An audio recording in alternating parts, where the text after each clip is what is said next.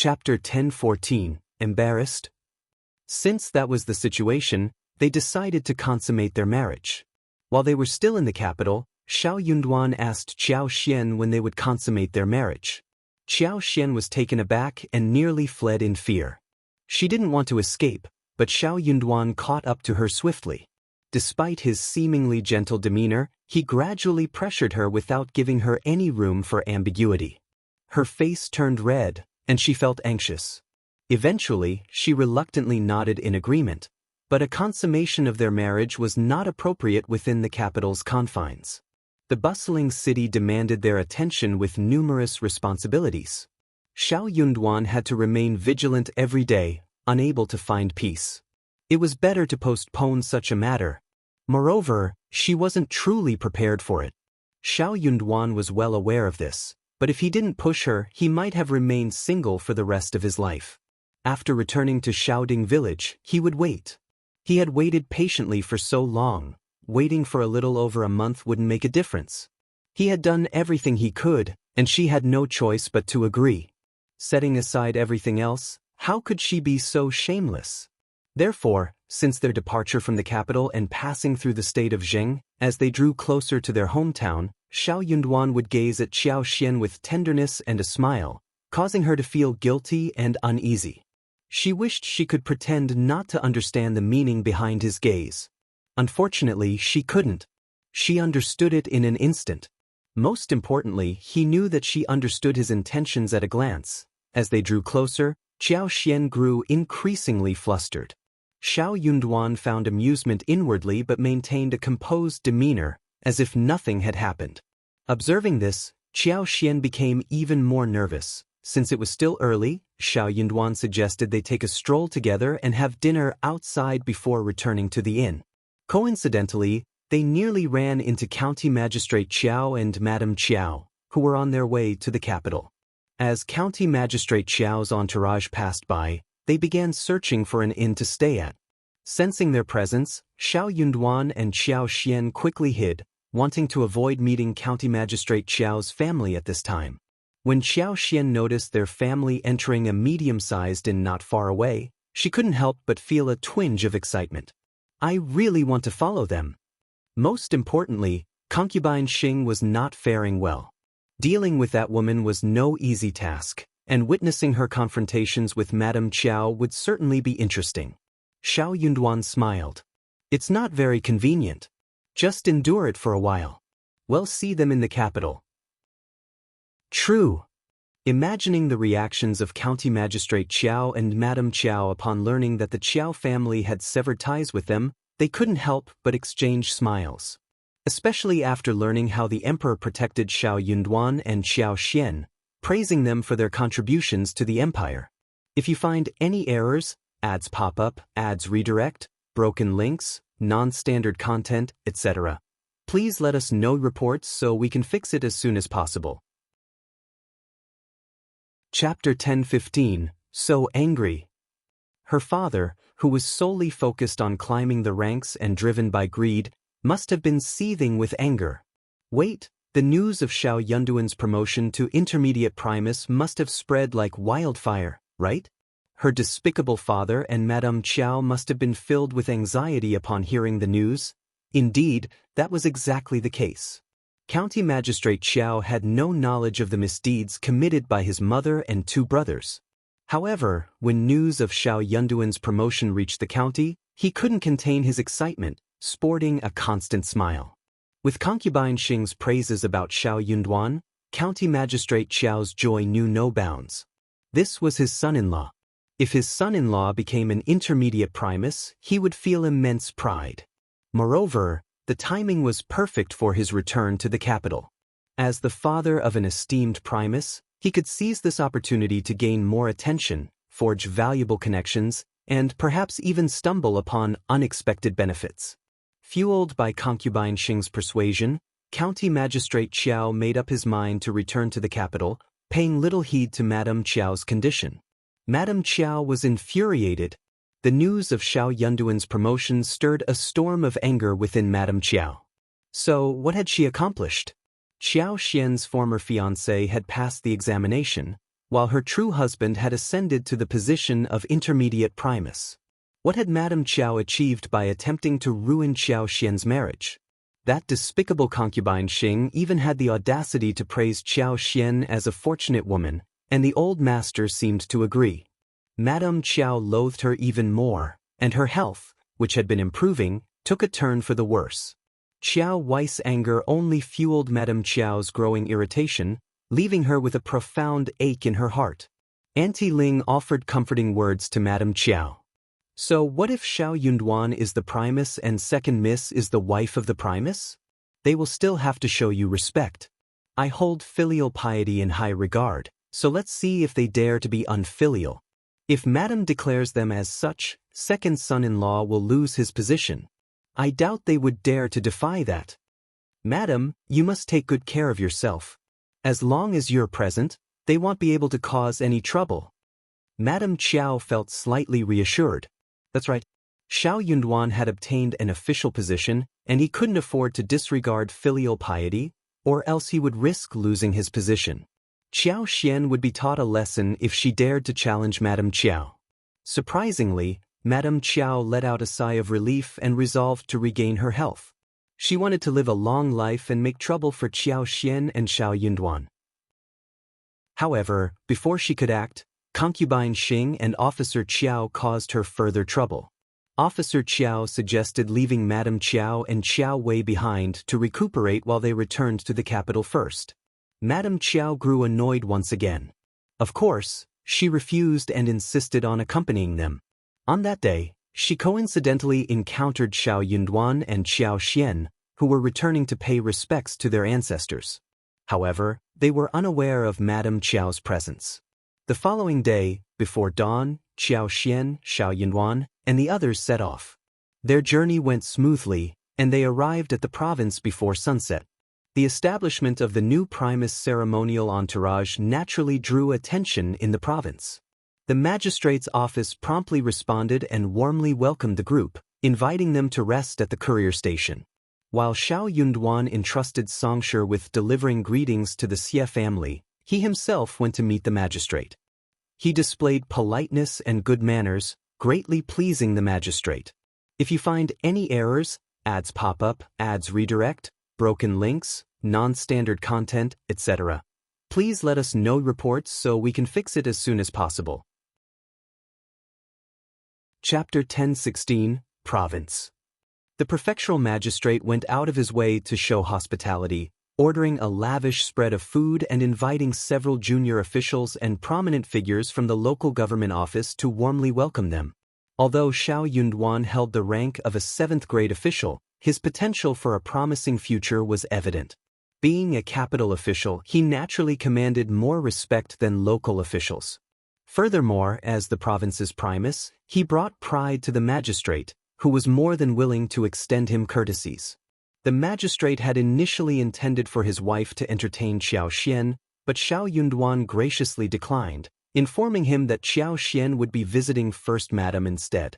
Therefore, the plan was abandoned. Word had spread throughout the province about Xiao Yunduan's ascent to the position of Primus.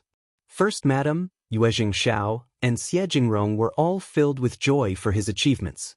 First Madam couldn't help but feel envious. She scolded Yuezhing Xiao, "I no longer aspire to be the Primus, but being recommended man would make me proud. At least she would be proud of me." Upon hearing this, Yuezhing Xiao's scalp tingled, and he quickly made an excuse to leave. Upon learning that the Primus had returned to pay respects to his ancestors, First Madam was contemplating the veracity of the news. She was about to send someone to gather more information when Xiao Xian arrived at her doorstep with Li Xia and Li Qiu. First Madam was elated and personally greeted her. Xiao Xian felt a warm connection with First Madam, as if they were mother and daughter. Xiao Xian also paid a visit to Madame Yuezhing, presenting her with a gift. Madame Yuezhing was equally delighted and engaged her in a friendly conversation. Madame Yuezhing had to admit that the Qiao family had a knack for making friends. Upon arriving at First Madam's residence, Ms.Yan welcomed them warmly and engaged in pleasant conversation. When Xiao Xian distributed rewards, the entire household of First Madam and Ms.Yan shared in the happiness. Since Xiao Xian was staying at First Madam's residence, she joined them for dinner. During the meal, Xiao Xian shared stories about the capital and the sights she had seen. Afterward, she confided in First Madam about the incident involving the Tian family. Ms. Fong had no knowledge of this matter, and she lacked female elders to seek advice from, except for First Madam. Upon hearing Xiao Xian's account, First Madam was taken aback and became worried for her. Her palms instinctively came together, and she chanted, "Truly, it's a blessing from the heavens. A blessing indeed. You are incredibly fortunate." Xiao Xian blushed and modestly replied, "I don't consider myself that lucky, especially since I am only an intermediate." First Madam sternly interrupted, "How dangerous could it have been? Thankfully, Primus Xiao has a conscience. Otherwise, if he had allied with the Qiao and Tian families in the capital, you would have been left vulnerable and defenseless. That would have been exceedingly perilous." Xiao Xian was startled, realizing the gravity of the situation. Initially, she hadn't given it much thought, but now, she couldn't help but break into a cold sweat.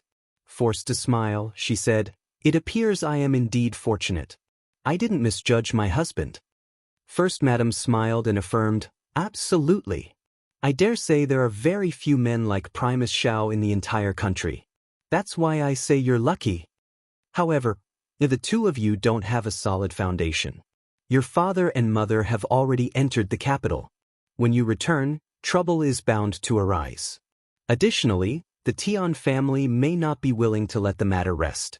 You must make plans in advance and remain vigilant. If you find any errors, ads pop up, ads redirect, broken links, non-standard content, etc., please let us know reports so we can fix it as soon as possible." Chapter 1017, Shame. Our family may not have a business in the capital, but we do have good friends there. I will send you a letter later with their information. If you encounter any difficulties, you can seek their help. Do you need more money? When you return, I will give you tens of thousands of taels extra. It will come in handy when you reach the capital, and if you face any financial constraints, you can turn to my friend for assistance." Xiao Xian was deeply moved and replied with a smile, "Auntie, we have sufficient funds, but if we ever fall short, we will not hesitate to ask for your support." First Madam smiled warmly and said, "That's wonderful. There's no need to be formal with me. Just come to me whenever you need help. I don't believe the Tian family will dare to cause trouble for you in the near future. However, we cannot guarantee that they won't secretly instigate your parents to cause trouble. Primus Xiao's reputation is crucial. If by any chance things take a turn for the worse, remember to plan carefully and avoid impulsive actions. If the Tian family discovers any leverage against you, they will undoubtedly exploit it to cause trouble. Primus Xiao's career might be affected. Since the Emperor holds Primus Xiao in high regard and you have made significant contributions, you should not have to rely on anyone. It's important to maintain your integrity. If you find yourself backed into a corner, you must be reasonable. And if there's no other choice, you can seek assistance from the Crown Prince. In short, we must be cautious and tactful. We need to have clever strategies and adaptability. Money should not be a major concern." First Madam was deeply concerned for Xiao Xian and kept reiterating her advice. Xiao Xian nodded earnestly, taking it all to heart. In hindsight, she felt a sense of shame. After smoothly winning 2 rounds, she had become somewhat arrogant, thinking that it was all manageable. Little did they know how wrong they were. So what if the Tian family lost? They would find a way out, or someone would create one for them. But for Xiao Xian and Xiao Yunduan, it was a different story altogether. They knew they wouldn't have another opportunity. If they failed, their reputation would be ruined, and their lives could even be at stake. Therefore, they had to remain on high alert and couldn't afford to be careless. It was already late at night when Xiao Xian finally left First Madam's residence and returned to the station. She promised to come back and stay for a few more days once they returned to the capital. The following day, Xiao Yunduan set off for home, so he didn't drink much during the evening gathering. He arrived back after Xiao Xian had returned home. They chatted for a while, and as they were about to go to bed, Xiao Yunduan suddenly smiled at Xiao Xian. Wife, in 4 days, it will be an auspicious day. Yawning, Xiao Xian opened her eyes in confusion. What? Are you planning to host a feast for the villagers on that day? Sure, we can do that. Xiao Yunduan chuckled and shook his head. No, my dear. It's an auspicious day for a wedding, my wife. Xiao Xian was taken aback, and her face instantly flushed. She instinctively touched her face and turned inward without saying a word. Xiao Yunduan didn't know whether to laugh or cry. He couldn't help but hold her shoulders and give her a gentle squeeze. Darling, did you hear me? Xiao Xian couldn't help but smile, her lips curling up involuntarily. She replied softly, yes, good. Xiao Yunduan chuckled and released her, taking a step back with a silent smile. He couldn't wait any longer. Since they were leaving the next day, they needed to meet Yuezheng Xiao and Xie Jingrong and return home first. During this time, the days felt long and the nights were short. The group didn't stay in the county city and instead headed back to Xiaoding village. They had already sent people back to the village to tell the news. When they arrived, they saw that the entrance of the village was filled with villagers welcoming them. If you find any errors, ads pop up, ads redirect, broken links, non-standard content, etc., please let us know reports so we can fix it as soon as possible. Chapter 10:18 Greeting Mr. Primus. Xiao Xian and Xiao Yunduan were taken aback by the overwhelming enthusiasm of the villagers. They had expected a warm welcome from their family, but they were surprised to see the entire village mobilized in such a grand manner. While they were not individuals driven by fame or fortune, the sight before them ignited a spark of excitement in their hearts. They exchanged glances, their smiles reflecting the joy they felt. Xiao Xian playfully teased Xiao Yunduan, "Look at you, Mr. Primus, commanding such admiration. No wonder scholars aspire for glory. Such acclaim is truly something to behold."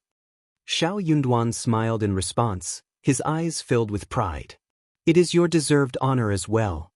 Xiao Xian's heart fluttered at his words, their love and support for each other shining through their smiles. The villagers, brimming with excitement, eagerly called out as they spotted Xiao Xian and Xiao Yunduan approaching. "Here they come. Mr. Primus has returned. Our esteemed Mr. Primus has graced us with his presence. Let us welcome our esteemed Mr. Primus. We must ensure that Mr. Primus receives a grand reception." The villagers couldn't contain their joy, their faces lighting up with anticipation. They gathered around Ms. Fong, eldest uncle, the land officer, and a few revered elders of the village. Approaching the group, they bowed respectfully, their voices filled with reverence. "Greetings, Mr. Primus. We bow and pay our respects. We humbly greet Mr. Primus." The sudden turn of events caught Ms. Fong, eldest uncle, and the others off guard. Their expressions showed a mix of surprise and anxiety, unsure of how to respond to such an exuberant display. Yang Xiaoni was stunned and subconsciously knelt down. Xiao Sanlang. Witnessing this, Ms. Su hesitated for a moment before deciding to join them in kneeling. Xiao Yunduan and Xiao Xian were dumbfounded by the sight before them. "No!" they exclaimed simultaneously, quickly stepping out of the carriage and rushing forward. Xiao Yunduan assisted the land officer to rise, while Xiao Xian helped the female elders to their feet. Calling out, "Dad, Mom," she addressed Ms. Su and Yang Xiaoni, caught between laughter and tears.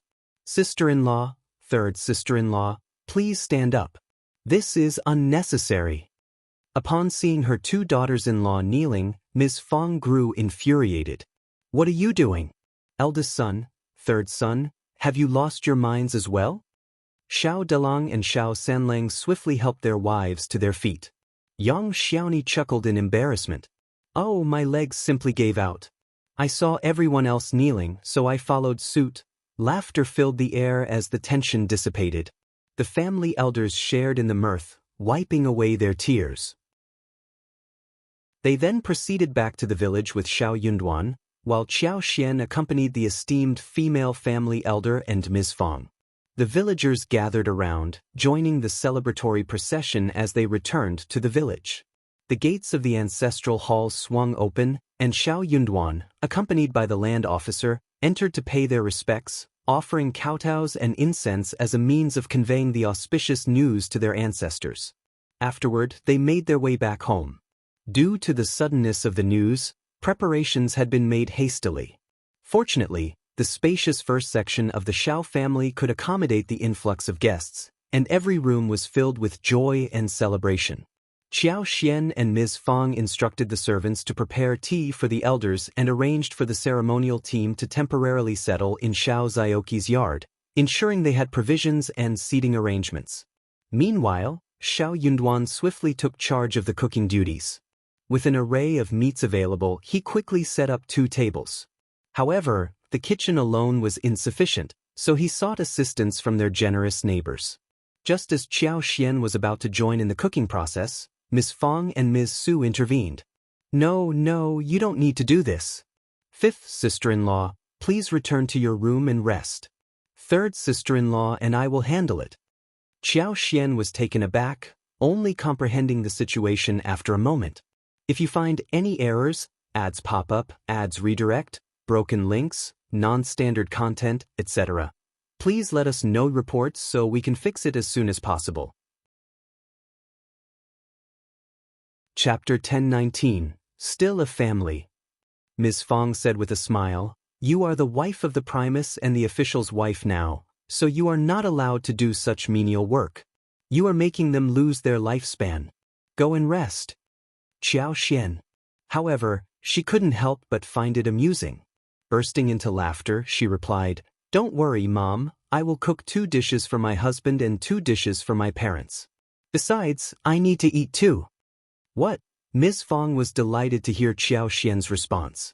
She thought her daughter-in-law was sensible and filial, and with her by her son's side, she had nothing to worry about. It's rare for you to be so filial, but you don't have to go through the trouble today. Rest for a bit. You can be filial to your parents any other day. They won't miss a meal with Yun Duan around. Feeling touched, Xiao Xian smiled and said, "Mom, since you care about me, I will listen to you." All right. Now go and rest. Your sister-in-law and 3rd sister-in-law's culinary skills may not be as good as yours, but they've improved. I'll have them send you some food later. I'll ask Li Xia and Li Qiu to help. They can send it over later. Xiao Xian smiled at Ms. Su and Yang Xiaoni and said, "Sister-in-law, 3rd sister-in-law, we're family, so please don't treat me like an outsider. Let's maintain our close bond just like before." Observing Ms. Su and Yang Xiaoni's respectful but somewhat helpless expressions, and hearing Ms. Zu's hesitant "you," Xiao Xian felt a bit uneasy. She didn't want there to be any distance between them. Since arriving in this world, she had acquired superpowers, wealth, a husband, and her relationship with her in-laws was also good. All she wanted was for everyone to remain close and continue living happily. That, to her, would be the ultimate perfection and happiness. She was not that petty. They were not arrogant just because they had obtained the power. Ms. Su and Yang Xiaoni were startled. Yang Xiaoni smiled embarrassedly. Can this work? 5th sister-in-law, you're now the wife of the Primus and the wife of an official. Xiao Xian burst into laughter. Am I still the 5th sister-in-law? Yang Xiaoni nodded dumbly. Xiao Xian tried not to laugh. Well, as long as I am still your 5th sister-in-law, we will be the same as before. This really works? Sure. All right, let's listen to 5th sister-in-law. Yang Xiaoni chuckled and looked much more relaxed. Ms. Su nodded with a smile, looking relaxed. Xiao Xian was still resting in her own yard when Ms. Su, Yang Xiaoni, Tao Tao, Li Xia, Li Qiu, Ms.Yan and a few other women helped her to make a meal. Xiao Yunduan and eldest uncle were eating with the land officer and the elders, and 3 tables were set up at the ceremonial team. Xiao Delong and Xiao Sanlang greeted them. Xiao Xian did not eat in the yard, but stayed with Ms. Fang and the others somewhere else. After dinner, the land officer and the elders chatted with Xiao Yunduan and his son for half the night before they left happily. From the next day onwards, the house became a hub of liveliness. Relatives and friends arrived in a continuous stream, creating a bustling atmosphere akin to revolving doors and musical chairs. Xiao Xian found herself occupied for 5 to 6 days before finally getting a moment to catch her breath. When the auspicious day arrived, the family head led Xiao Yunduan to pay respects to their ancestors. To celebrate, the first branch of the Xiao family hosted a grand banquet, extending their warm hospitality to the villagers. If you find any errors, ads pop up, ads redirect, broken links, non-standard content, etc., please let us know reports so we can fix it as soon as possible. Chapter 1020, Home Party. After the long-awaited banquet finally came to an end, the Xiao family let out a collective sigh of relief. Everyone was overjoyed, yet completely exhausted.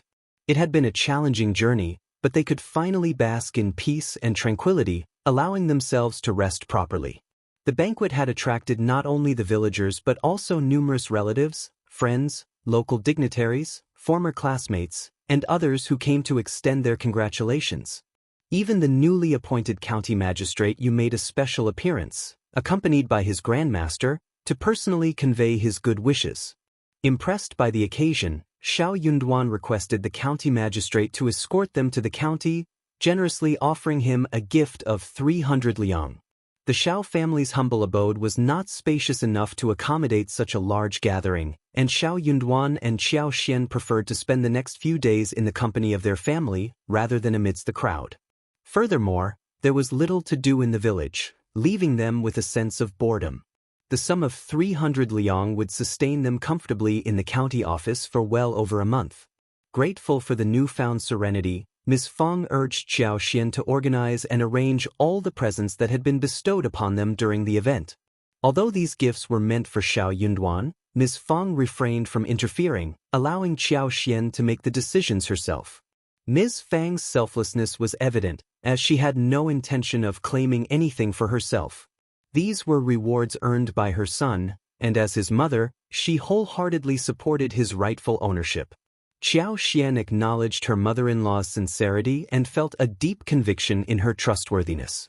In any other scenario, someone might have seized the opportunity for personal gain. However, Ms. Fang's integrity and maternal love made it impossible to resist her intentions. Xiao Xian smiled in response and, with the assistance of Tao Tao, Li Qiu, and Li Xia, dedicated an entire day to sorting through the gifts and meticulously recording each one. Then, Xiao Xian invited Ms. Fang to take a look at the gifts. The total sum amounted to an impressive 8,688 liang, consisting of 8 screens, each with its unique characteristics. One was made of exquisite rosewood, another intricately carved with crystal, and the third adorned with embroidered 6 jade halls.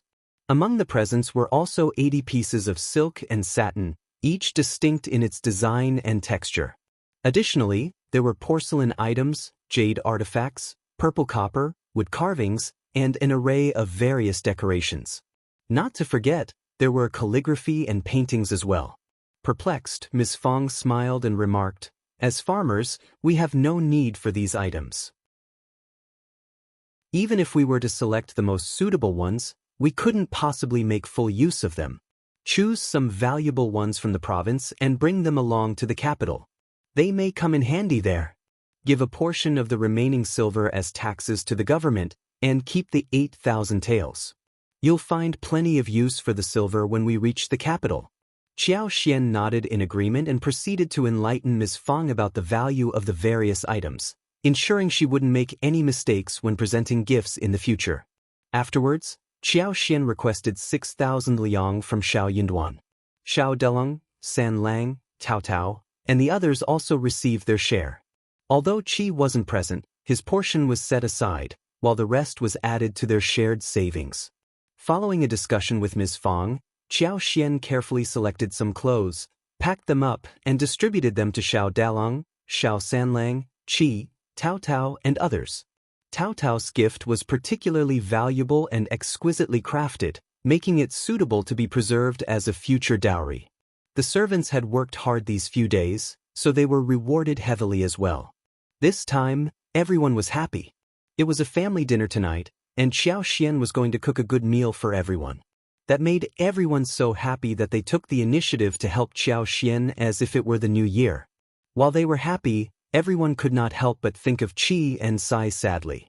If you find any errors, ads pop up, ads redirect, broken links, non-standard content, etc., please let us know reports so we can fix it as soon as possible.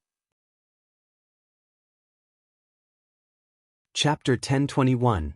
Cooking. If only Chi were at home too. Chi would undoubtedly bring back the best game from the mountains and take everyone to the river to catch the plumpest, freshest fish. That would be wonderful. Regrettably, they had no knowledge of which military camp Chi was stationed in the northwest. How was he faring? Did he endure hardships? Did he long for home and his loved ones? The uncertainty of his return weighed on their minds. Despite missing him dearly, they were all mature individuals who understood that while Chi served in the army, Xiao Yunduan was flourishing with the assistance of the Xie family. Chi himself was capable and resourceful, so they refrained from dampening the festive atmosphere with worries. They continued to chat and laugh, cherishing the joyous occasion. The fish and prawns in the Zhang village pond were plump and abundant, prompting Xiao Xian to have someone catch numerous prawns, a turtle, and 2 fish. In the evening, she would prepare crispy shrimp balls, braised chicken nuggets, clear soup fish balls, beetle taro pork, sweet-skinned duck, crispy chicken, mutton soup, tofu, sour soup, stir-fried bamboo shoots, garlic lettuce, and silky yams.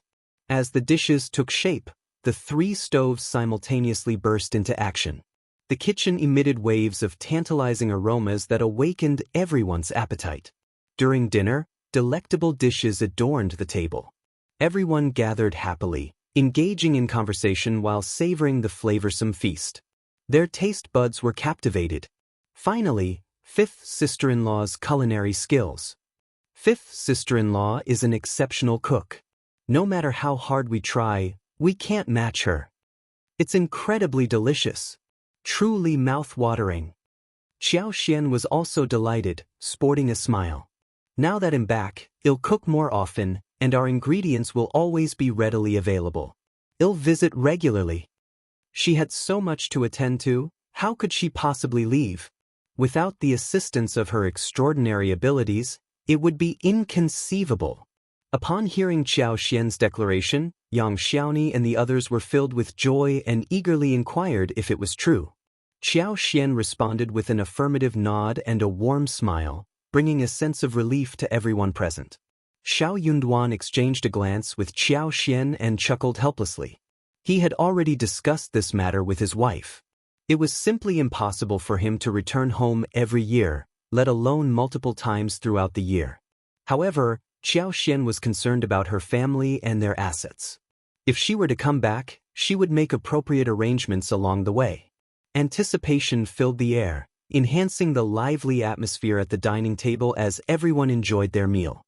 With a loving expression, Ms. Fong beamed with joy. They were truly a united family now. It was the greatest gift of all. After dinner, the group engaged in pleasant conversation for a while before retiring to their respective rooms for a well-deserved rest. Xiao Xian, who had been weary from the recent events, was grateful for the chance to finally get some proper sleep. In the courtyard, Xiao Yunduan stood with his hands behind his back, gazing up at the radiant moon in the night sky. The moon was more than halfway full, casting its gentle glow upon the tranquil surroundings. Moonlight cascaded like flowing water, casting ethereal shadows in the small courtyard. Amidst the lush green foliage, white gardenias bloomed, emitting a delicate fragrance that permeated the air. As a gentle breeze caressed the area, the scent of the flowers filled Xiao Xian's nostrils. Admiring the moon here, my love? Having finished her bath, Xiao Xian noticed Xiao Yunduan's absence in their room and found him near the gardenia bush. She approached him with a smile, joining him in his moonlit reverie. If you find any errors, ads pop up, ads redirect, broken links, non-standard content, etc., please let us know reports so we can fix it as soon as possible. Chapter 1022, Moonlit Night. Xiao Yunduan affectionately embraced Xiao Xian as she got startled, attempting to break free. However, he seemed unusually resolute today, tightening his hold and preventing her from escaping. Though not physically strong, His determination was evident. As his hands touched her, Xiao Xian's skin grew warm, causing her cheeks to flush. With a smile, she protested, "What are you doing? Let go of me." "Wife, let us consummate our marriage tonight," he whispered. "What?" Xiao Xian's eyelids twitched in surprise. "Are you unwilling?" His tone and expression softened, melting Xiao Xian's heart. Without thinking, she replied, "Of course not."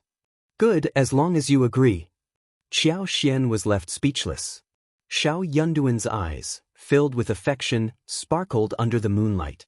A charming smile graced his handsome face, making her blush. Confused, Xiao Xian stammered, But the auspicious day has already passed." Earlier, he had mentioned that they would consummate their marriage on an auspicious day, but his plans had been disrupted by the whirlwind of his return and busy days that followed. How could he find the time? That day had passed without anything happening, leaving Xiao Xian slightly disappointed. Naturally, she would never admit it to Xiao Yunduan, or his ego would soar. However, Xiao Yunduan was already quite proud of himself. He chuckled and said, "So, you've been thinking about the auspicious day. My apologies. But don't fret.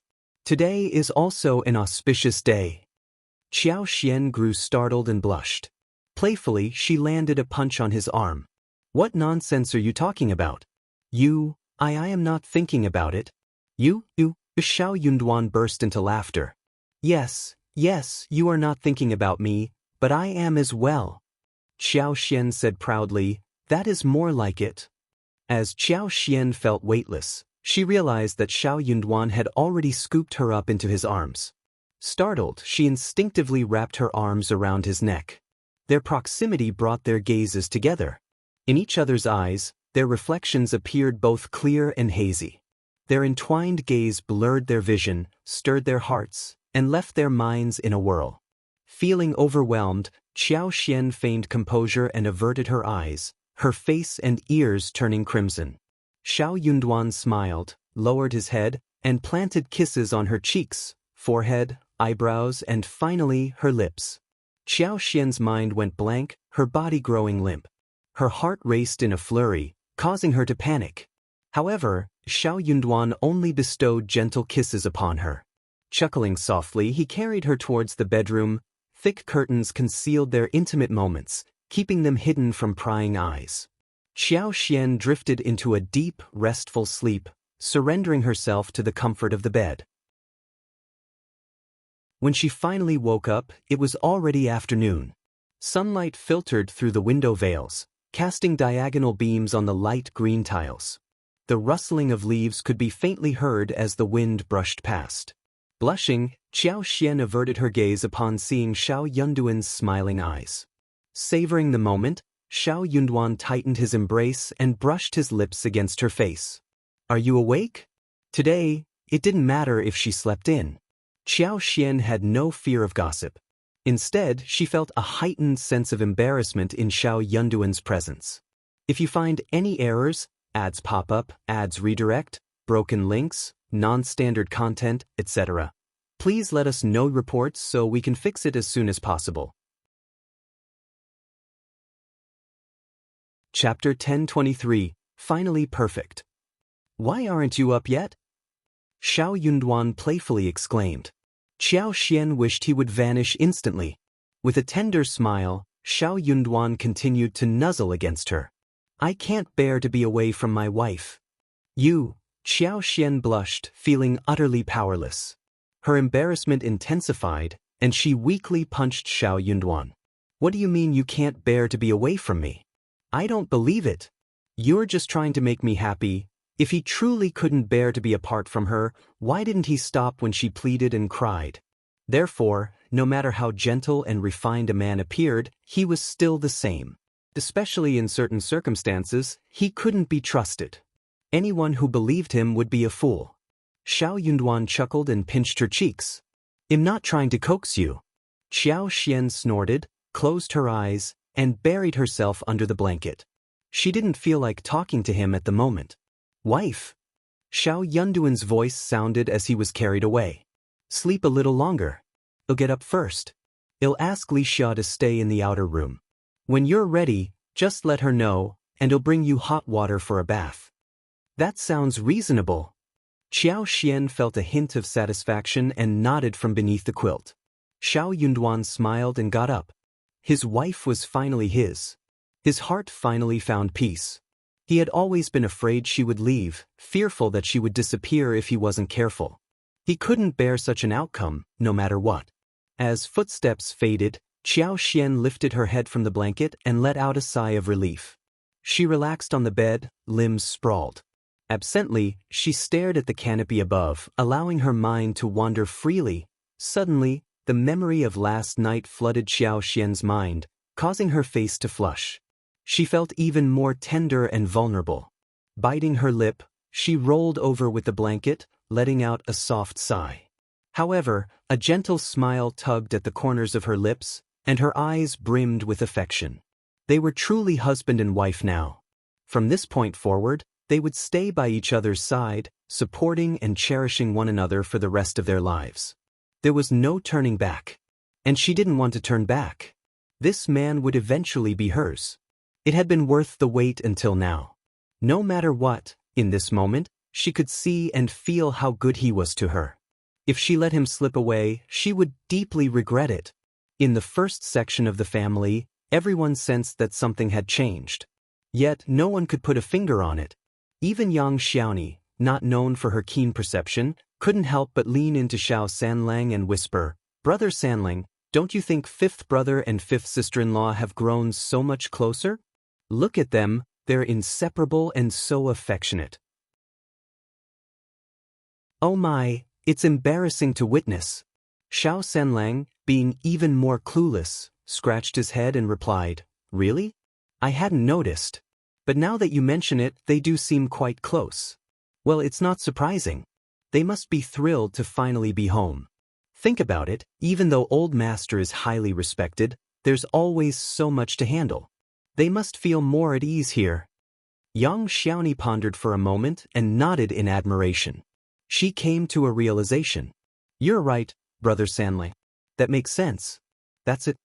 If you find any errors, ads pop up, ads redirect, broken links, non-standard content, etc., please let us know reports so we can fix it as soon as possible." Chapter 1024. Inspecting the Industry. Xiao Xian and Xiao Yunduan were oblivious to this amusing situation. Otherwise, they would have burst into laughter. However, ever since the couple tied the knot, an unspoken closeness developed between them. Their shared understanding and the sweet aura of exchanging smiles couldn't be concealed. In the past few days, they had become incredibly affectionate, almost like newlyweds. Xiao Yunduan preferred to have no one else around except his beloved wife. They were truly inseparable. Witnessing their intimacy, Ms. Fong couldn't contain her happiness. Her fifth son had finally realized the importance of cherishing his wife. Previously, there had always been a slight distance between them, but now he had learned how to dote on his wife. Ms. Fong attributed this change to her son's newfound official position, as if his long-cherished wish had finally been fulfilled. After taking a few days of rest, Xiao Xian began organizing their belongings. Of course, lipstick held the highest priority. As planned, the flower field was expanding this year. As expected, the newly planted flowers weren't thriving as well without the assistance of superpowers. However, it didn't matter. After all, she was back now. With a few more applications of superpowers, she would be able to catch up in no time. Thankfully, the dozens of acres were still flourishing. The flowers were large, vibrant, and in pristine condition, producing the same excellent quality lipstick. This year, they had distributed a total of 80 beehives. Though they would require feeding sugar during the winter to ensure the bees had enough food, it was a worthwhile investment. After all, their bees were primarily raised for beeswax, with honey being just a byproduct. No matter how much sugar was fed during winter, they wouldn't be at a loss financially. They needed to increase the production of lipstick. The bees would have to continue multiplying next year. When Xiao Xian and Xiao Yunduan were absent, the silver fungus, covering an area of over 8 mu, had been harvested twice.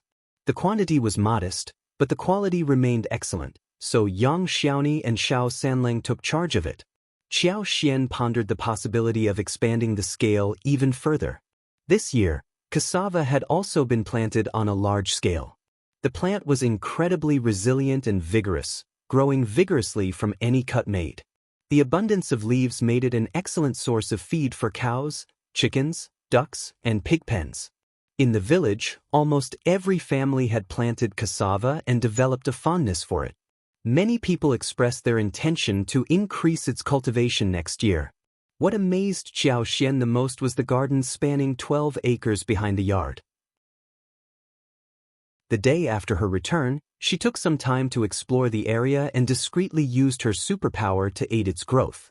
The variety of Gastrodia elata, ginseng, and other medicinal herbs were thriving. However, it was the fruit trees from the southern region that truly astounded her. The trunks of the lychee, mango, and longan trees had grown to the size of eggs. They appeared lush and exceptionally healthy. What excited her even more was the fact that several trees had bloomed this year. Qiao Xian couldn't contain her eagerness to see the fruits, which brought immense joy to her heart. With tangible results, she had the ability to ensure the safe maturation of these fruits. Did this mean that they would be able to enjoy longan, lychee, mango, and carambola this year? It was a delightful surprise. Since these fruits could be successfully cultivated, she planned to seek assistance from Yuezhing Shao in acquiring more southern seedlings. If you find any errors, ads pop up, ads redirect, broken links, non-standard content, etc., please let us know reports so we can fix it as soon as possible. Chapter 1025, Fruits. The 1,200 mu of land on the outskirts of the provincial city remained unplanted. Qiao Xian couldn't help but imagine the wonderful possibilities of opening a fruit garden and raising chickens in the meantime, while waiting for the fruit trees to grow. With the ability to cultivate plants in the space, Qiao Xian had no intentions of holding back. She had already meticulously planned out the land in the space, allocating areas for orchards, herbs, vegetables, and flowers. Of course, the primary focus was growing food. There had to be ample amounts of wheat, rice, oats, corn, and soybeans. She also had plans for cassava. And in the future, potatoes would be included as well. Qiao Xian gathered dozens of false starworts, Gastrodia elata, and other herbs, planting them alongside the ginseng and lingzhi in the space. The spiritual energy within the space was abundant. Even if the seedlings were initially frail and weak, it wouldn't take long for them to thrive and become robust. There were also numerous fruit trees. This aspect was exceptionally convenient as they could grow and mature rapidly. Lychee, longan, mango, papaya, dragon fruit, pomegranate, fig, loquat, cherry, watermelon. Qiao Xian didn't overlook a single fruit. Once the fruits ripened, she would pick and store them in the intermediate compartment of the hut. They would remain fresh and could be enjoyed at any time. When Qiao Xian accompanied Xiao Yunduan to the capital, the honeydew seeds weren't suitable for breeding. Hence, she entrusted Tao Tao and Ms. Su to cultivate and transplant them. During that time, she had attempted to infuse some superpowers into the seeds, but she wasn't certain if it would yield results. Judging by the current progress, it seemed to be quite effective, didn't it? The cantaloupe seedlings also appeared promising, with small melons already growing. They were incredibly adorable and charming. Tao Tao and the others observed her attentively. Qiao Xian also transplanted several trees into the space. With the application of her superpower, the fruit trees in the garden seemed to flourish even more, radiating vibrant greenery and boundless energy. As it was the busiest time for making lipsticks, Qiao Xian, Tao Tao, Yang Xiaoni, Chunyu, Chunfeng, and Li Xia headed to the flower field to lend a hand. Accompanied by 5 girls from the village, Tao Tao took charge and the girls followed her instructions diligently. They were assigned to pick and wash the petals, while Chunyu and the others transported them to the house where the lipsticks were made. The process proceeded with remarkable efficiency and orderliness. Qiao Xian was highly satisfied with the outcome. She gave Tao Tao a thumbs up and complimented her, saying, "Tao Tao, you're becoming more and more capable." Tao Tao's eyes sparkled, her face beaming with pride and a hint of shyness. Fifth sister-in-law taught me everything. I simply followed her instructions. Upon returning home, Tao Tao clung to Xiao Xian, tagging along wherever she went. Xiao Yunduan couldn't help but feel a little down when he saw their closeness as a married couple. Xiao Xian smiled and remarked, "Tao Tao is smart. That's why she's able to learn so quickly." Yang Xiaoni agreed, nodding emphatically. Yes, I'm not as capable as her. I'm only good with manual tasks. Using my brain and communication skills is quite challenging. Hearing this, everyone burst into laughter. The following day, Xiao Xian and Xiao Yunduan visited Zhang village, exploring the surroundings. The lush creeping fig, the inviting tea house, and the fertile fields all brought Xiao Xian immense joy and a profound sense of accomplishment. This year, tea saplings were successfully planted in all the tea houses, and the survival rate of the newly transplanted seedlings exceeded 95%. It was an excellent outcome even without Xiao Xian's intervention. If you find any errors, ads pop up, ads redirect, broken links, non-standard content, etc., please let us know reports so we can fix it as soon as possible. Chapter 1026, The Pool in the Space. After the tea trees sprouted, Xiao Xian planned to gradually replenish the scattered seeds. The previously planted tea trees had been harvested this year, thanks to Manager Mu's efficient arrangements. With the assistance of Yuezheng Shao and Ding Erju and his wife, the tea leaves were successfully produced and sold, causing quite a stir in the provincial city. Yuezheng Shao, as usual, kept the source of the exquisite tea a secret, leaving the tea merchants perplexed and eventually giving up their inquiries. As long as they could obtain the goods and verify their authenticity, they were satisfied. As for how long they could maintain this secrecy, time would tell. Delighted by the success, Xiao Xian discussed with Xiao Yunduan and decided to purchase an additional 1,000 mu of land in Zhang village, intending to gradually establish a larger tea house. With the vast expanse of Great Qin, the demand for tea leaves was insatiable every year. The higher the quality of the tea leaves, the more sought after they became. Even if the supply increased in the future and the prices of golden sprouts and lavender decreased, the tea house would still yield substantial profits. It was a venture that wouldn't go wrong.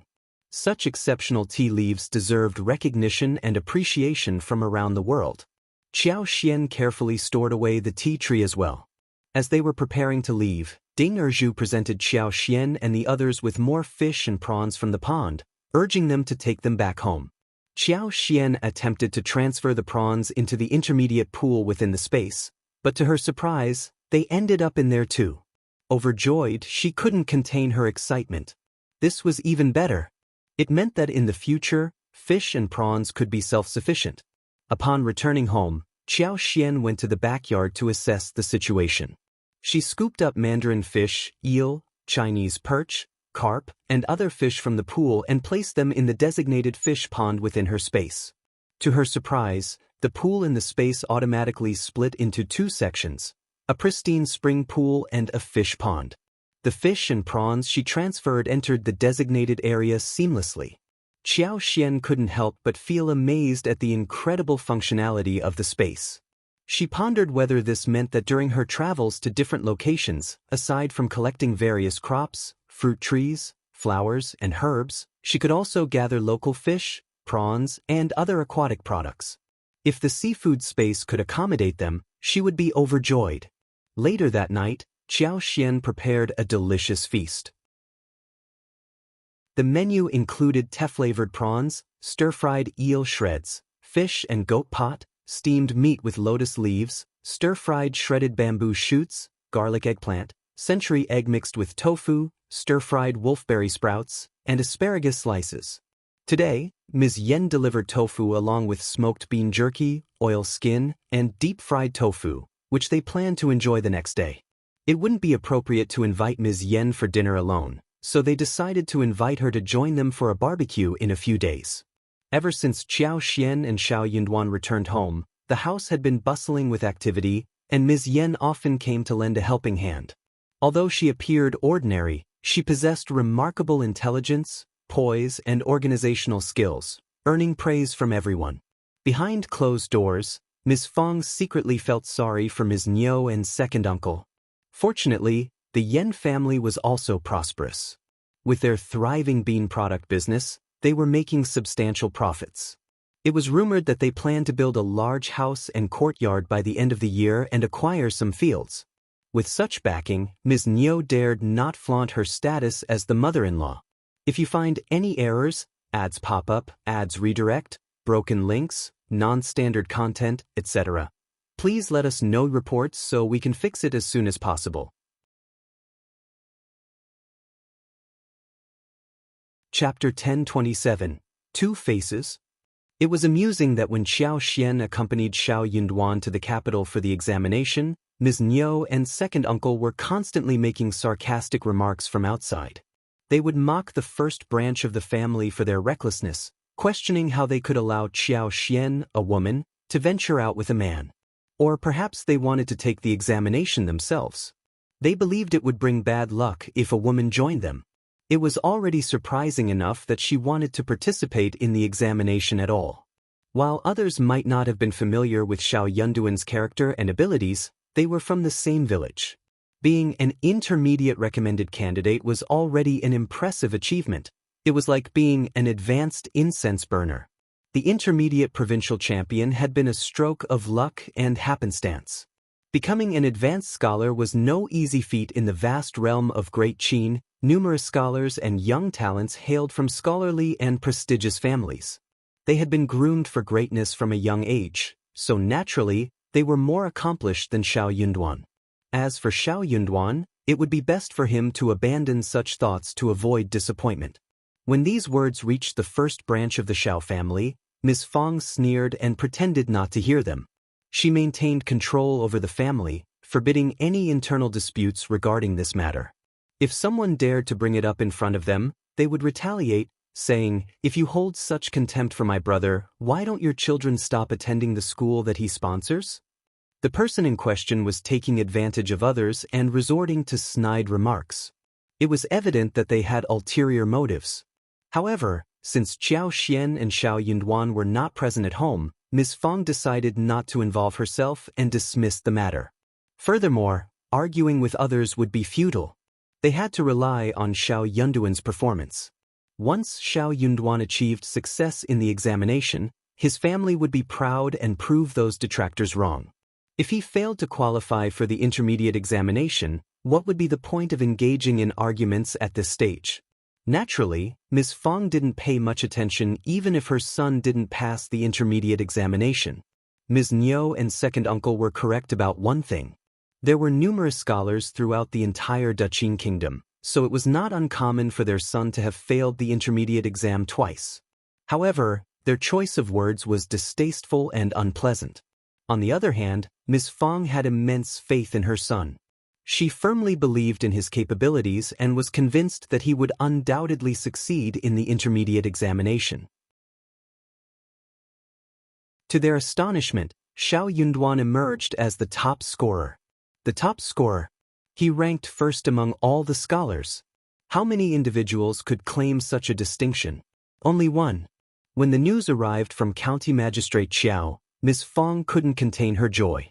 She was left speechless, and the entire first branch of the Xiao family was overwhelmed with excitement. The land officer and the elders in the family were moved to tears. They showered him with endless praise and promptly opened the ancestral hall to announce this momentous news. Consequently, the first branch of the Xiao family became the most esteemed family in the village. Nobody dared to harbor jealousy toward them anymore. Those who were envious were simply unworthy of such feelings. Conversely, many people began to admire their family. He was the illustrious Primus. Now that he held an official position, he might even rise to become a high-ranking official in the future. Thus, when Ms. Fong encountered Ms. Nyo on one occasion, she taunted her with an air of arrogance, leaving Ms. Nyo so infuriated that she departed without uttering a word. Unexpectedly, both Ms. Nyo and second uncle displayed shamelessness by pleading with eldest uncle. They admitted their wrongdoing, expressed their reluctance to cause any further trouble, and vowed to respect their elder brother. They humbly implored him to restore familial harmony as it had been before. Ms.Yan slapped her own face and scolded herself for what she had done wrong and for turning over a new leaf. Second, Unli burst into tears and said that it was all his fault in the past, and now he knew that he was wrong. If you find any errors, ads pop up, ads redirect, broken links, non-standard content, etc., please let us know reports so we can fix it as soon as possible. Chapter 10:28 Reject. Eldest uncle couldn't bear to witness his parents crying and begging before him. In a moment of impulse, he agreed to their request. But as he began to express this to Ms. Fong, she interrupted him with a cold smile. So, you're using Yun Duan's reputation as the Primus to do favors for such a heartless person. You truly embody the role of Yun Duan's biological father. Just take a look at their faces if Yun Duan hadn't made it into the intermediate exam. Don't pretend you didn't hear anything. Eldest uncle furrowed his brow, torn and conflicted. He wasn't angered by Ms. Fang's reprimand. Instead, he let out a sigh and spoke, I understand. But Yun Duan has already reached the intermediate level, right? Second brother and the others won't dare to repeat their actions. They merely wish to salvage their reputation. Yes, they're not merely seeking to salvage their reputation. Ms. Fong sneered. They also want to continue their bullying. Eldest uncle choked on his words. Well, you can't. It's not up to you. Ms. Fong retorted coldly. When the time comes, what will you do? Let me make it clear, I won't allow you to use Yunduan's name for this purpose. You'll have to wait for Yunduan's return. You can ask him yourself. If he agrees, I won't object. But if he disagrees, don't even think about it. In my opinion, Ms. Yan and her husband are two-faced and deceitful. They are excessively greedy. With the support of the Yan family, their two sons are working there and earning a considerable amount of money. Shouldn't they be satisfied? What more do they want? Ms. Fong had worked hard to distance herself from the second branch of the family, and she had no intention of allowing them to enter her home and spew nonsense. She reveled in her freedom and refused to acknowledge their existence. To do so would only invite disaster. Eldest uncle grew slightly irritated. Yunduan listens to you at all. If you want to ask him, go ahead and ask him yourself. But Ms. Fong had no intention of allowing that. Then why don't you reflect on why Yunduan listens to me? Look at what you've done. You're truly praiseworthy. Just ask Dalong, Sanling, Qi, Tao. None of them have any fondness for Ms. Yan and her husband. Not only did the second branch of the family wish to break away, but they even contemplated severing ties with the third branch. You. Eldest uncle grew even angrier. Ms. Fong sneered in response. Yunduan is the Primus, and he has the final say in our family. Don't bother running to the land officer and the rest of the family. It's futile. If Yunduan doesn't agree, they'll disregard you. If you truly have no regard for our family and are so heartless, then let's divorce and divide the family. You can go with Ms. Yan and her husband. With those biting words, Ms. Fong stormed off angrily, paying no heed to eldest uncle's thoughts. She was genuinely infuriated. Didn't he understand the true nature of the second branch of the family? He did. Yet, he remained soft-hearted. His heart softened, clouding his judgment. He dared to engage in all sorts of shameless acts. She saw right through him. Ms. Fong grew so exasperated that she visited Ms. Yan and second uncle's home the next day, accompanied by her two daughters-in-law. She openly taunted the couple, leaving them greatly vexed. Ms. Yan wished to scold her, but she didn't dare, resulting in her blushing with anger. It was quite amusing to Ms. Fong as well. She had been seething with anger, searching for an outlet to vent, and now she found herself venting it on Ms. Yan. But was Ms. Yan someone who would tolerate such mistreatment? She hadn't done anything wrong, so she couldn't fathom listening to Ms. Yan's insults and weeping to the point where she sought solace at her mother's house. Ms. Yan was so anxious that she couldn't prevent her departure at all. If you find any errors, ads pop up, ads redirect, broken links, non-standard content, etc., please let us know reports so we can fix it as soon as possible. Chapter 1029, Not Easily Offended. The following day, the entire Yan family, including Ms. Yan's parents, brothers, and sisters-in-law, arrived at the doorstep, causing Ms. Nyo to tremble in fear, hiding away in her room and refusing to come out. However, she couldn't avoid the Yan family's presence. Unlike Ms. Zhang's family in the past, the Yan family didn't create a scene and approached the situation with reasonableness. Mr. Yan asked Ms. Nyo what she had done wrong. What were her mistakes? She also acknowledged that her family held some responsibility, and it would be best if they could point out their errors so that they could guide Ms. Yan in the right direction. After all, Ms. Yan was their daughter, and they would never abandon her. Nevertheless, this matter couldn't be postponed any further. As it stood, only the Yan family had come today. Xiao Erlang and Xiao Silang were still diligently working at the tofu store's workshop, unaffected by the situation. It had to be acknowledged that the Yan family possessed remarkable tact. They took this opportunity to mention Xiao Erlang and Xiao Silang. Ms. Nyo and second uncle were dumbfounded. Truly, the Yan family was extraordinarily magnanimous. Their business thrived, and the salaries they provided to Xiao Erlang and Xiao Silang continued to increase. Each of them now earned 5 liang per month, totaling 8 liang combined. In the past, their family couldn't save such a substantial amount of money in an entire year, but now they could achieve it in just 1 month. Without this income, Ms. Nyo would go insane, let alone second uncle. Second uncle grew increasingly anxious, even praising Ms. Yan while reprimanding Ms. Nyo. Ms. Nyo felt a mix of anger and fear, but she had no choice but to admit her mistakes.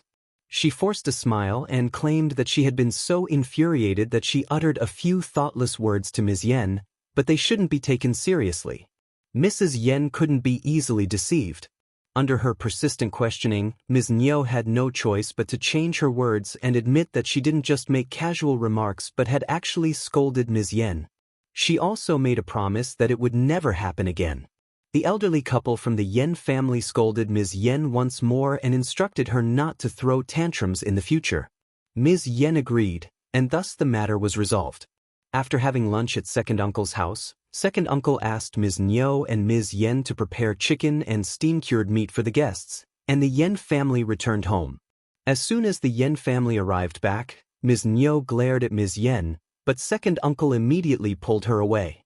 He gave her a warning, and Ms. Nyo realized what was going on. Annoyed and frightened, she dared not throw another tantrum at Ms. Yan. She truly couldn't afford to offend her daughter-in-law. Speaking of which, Ms. Nyo and second uncle failed to reconcile with the first section of the family and became the subject of mockery by many villagers. Aware of Ms. Yan's close relationship with the first section of the family, they hoped that Ms. Yan would intervene on their behalf. However, Ms. Yan politely declined their request. Aunt and sister-in-law, the respect they have for me is based on my own merit. I can't dare to meddle in such matters. If I can't even control uncle's words, how can I wield such influence? It wouldn't be good if aunt and the others became angry with me as well. Ms. Nyo and second uncle were left feeling helpless. Ms. Nyo's fury only intensified. What kind of family is this? Which daughter-in-law wields so much power that I, as the mother-in-law, can't even say anything to her? If you find any errors, ads pop up, ads redirect, broken links, non-standard content, etc., please let us know reports so we can fix it as soon as possible.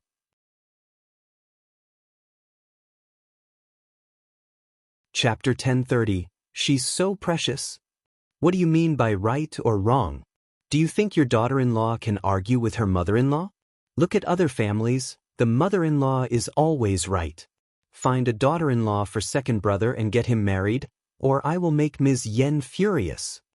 Second uncle shot her a stern look and snapped, "Shut up. You're the one who talks too much. Ms. Yan did nothing wrong, so why are you scolding her? I've told you that the Yan family is not to be messed with." Ms. Nyo remained unconvinced. So what if she did something wrong? I am her mother-in-law. So what if I scolded her for no reason? Which daughter-in-law doesn't feel unjustly treated? Which family doesn't have conflicts? She's too spoiled. She's too delicate. You. Enough. If you ruin second and fourth's relationship, do you think they won't blame you?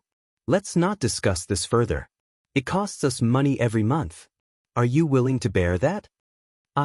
Ms. Nyo didn't want to leave, so she didn't dare to offend Ms. Yan. Tell second brother that you're his daughter-in-law. Hurry up and let him know that you're his daughter-in-law.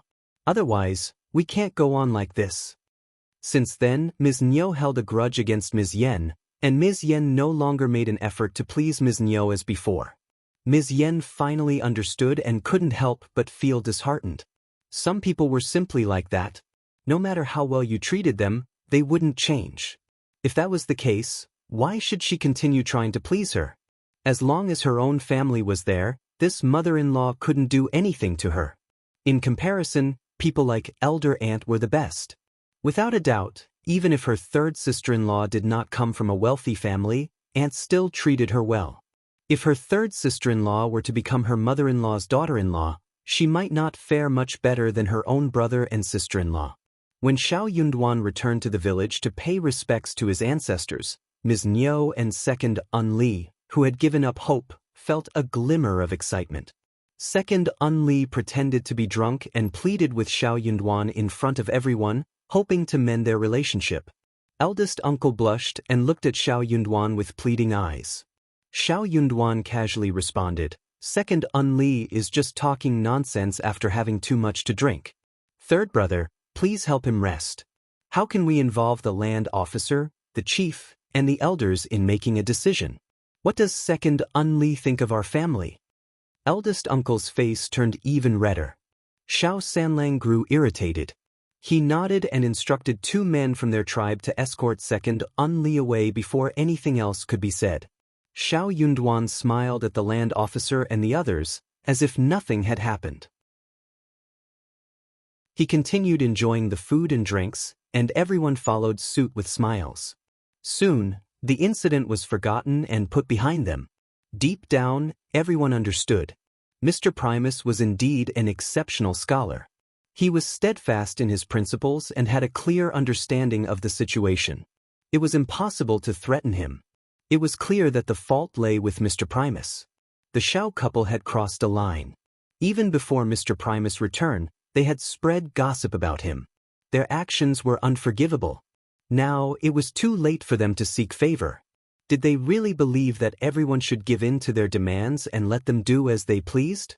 At this point, the second section of the family had lost all hope of reconciling with the first section of the family. During the banquet, Xiao Miling and her husband, who were already married, also attended to offer their congratulations. The first section of the Xiao family treated them like any other relatives, without any special treatment. If you find any errors, ads pop up, ads redirect, broken links, non-standard content, etc., please let us know reports so we can fix it as soon as possible.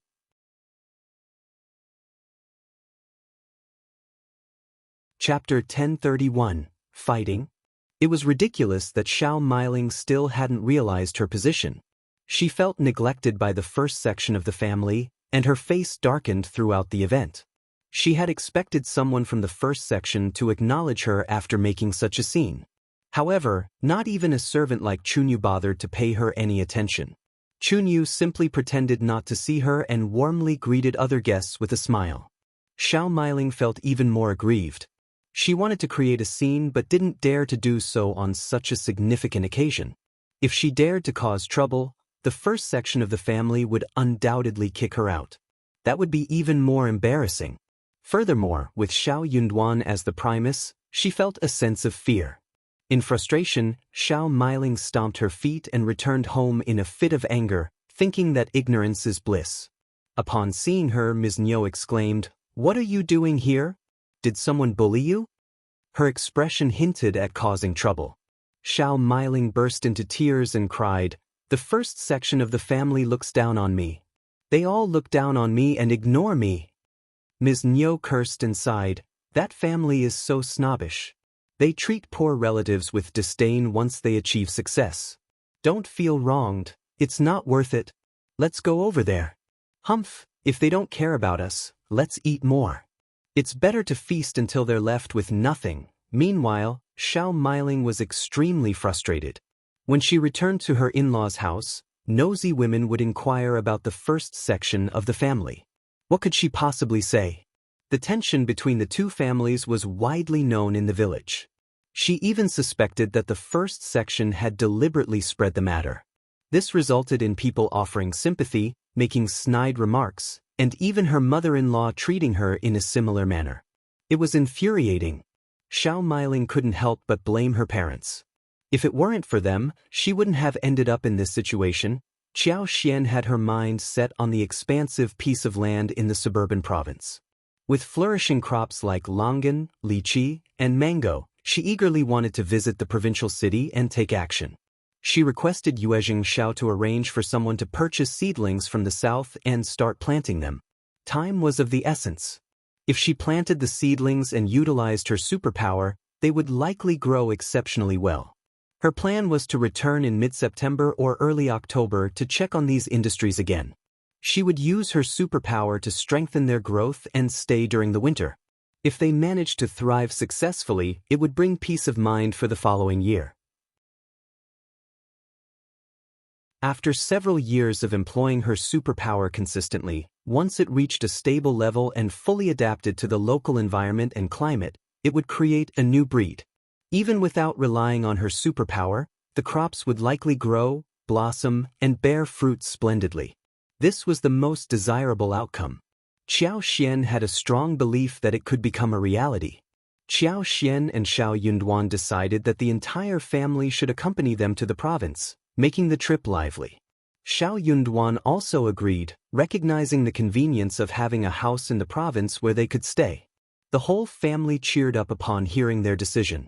The province was a distant place filled with prosperity, vibrancy, and an abundance of delicious food and exciting activities. Although they had been there once before, they longed to experience it again. The prospect of shopping brought great joy. This time all of us will go. Eldest brother and sister-in-law will come along as well. Li Xia and Li Qiu will stay behind to take care of the house. Qiao Xian's words delighted Chunyu and the others. Packing up was a simple task. They only needed a few sets of clothes. There was no need to bring anything else. They had everything they needed at their residence in the provincial city. If you find any errors, ads pop up, ads redirect, broken links, non-standard content, etc., please let us know reports so we can fix it as soon as possible.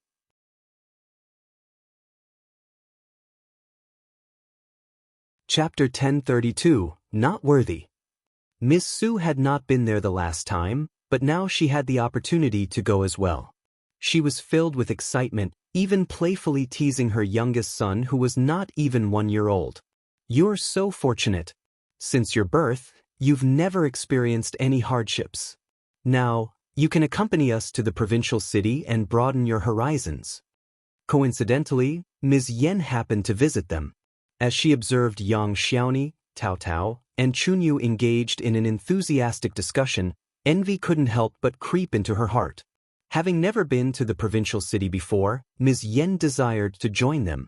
She had heard from Tao Tao and the others about the liveliness and enjoyment one experienced upon returning to the provincial city, and her longing grew stronger. "When will I have the chance to go?" she wondered. Yang Xiaoni giggled and inquired, "Sister-in-law, is there anything you would like to purchase? Should I bring it back for you?" Ms. Yan smiled and replied, "Absolutely." After some deliberation, Ms. Yan began counting on her fingers. "I need some face cream. Please get me 5 portions. 1 for my mother and 2 for my sisters-in-law. 5th sister-in-law, please help me select ones that are both effective and reasonably priced. Also, add 2 packets of silk thread. The silk threads available in the provincial city are finer and come in a wider range of colors.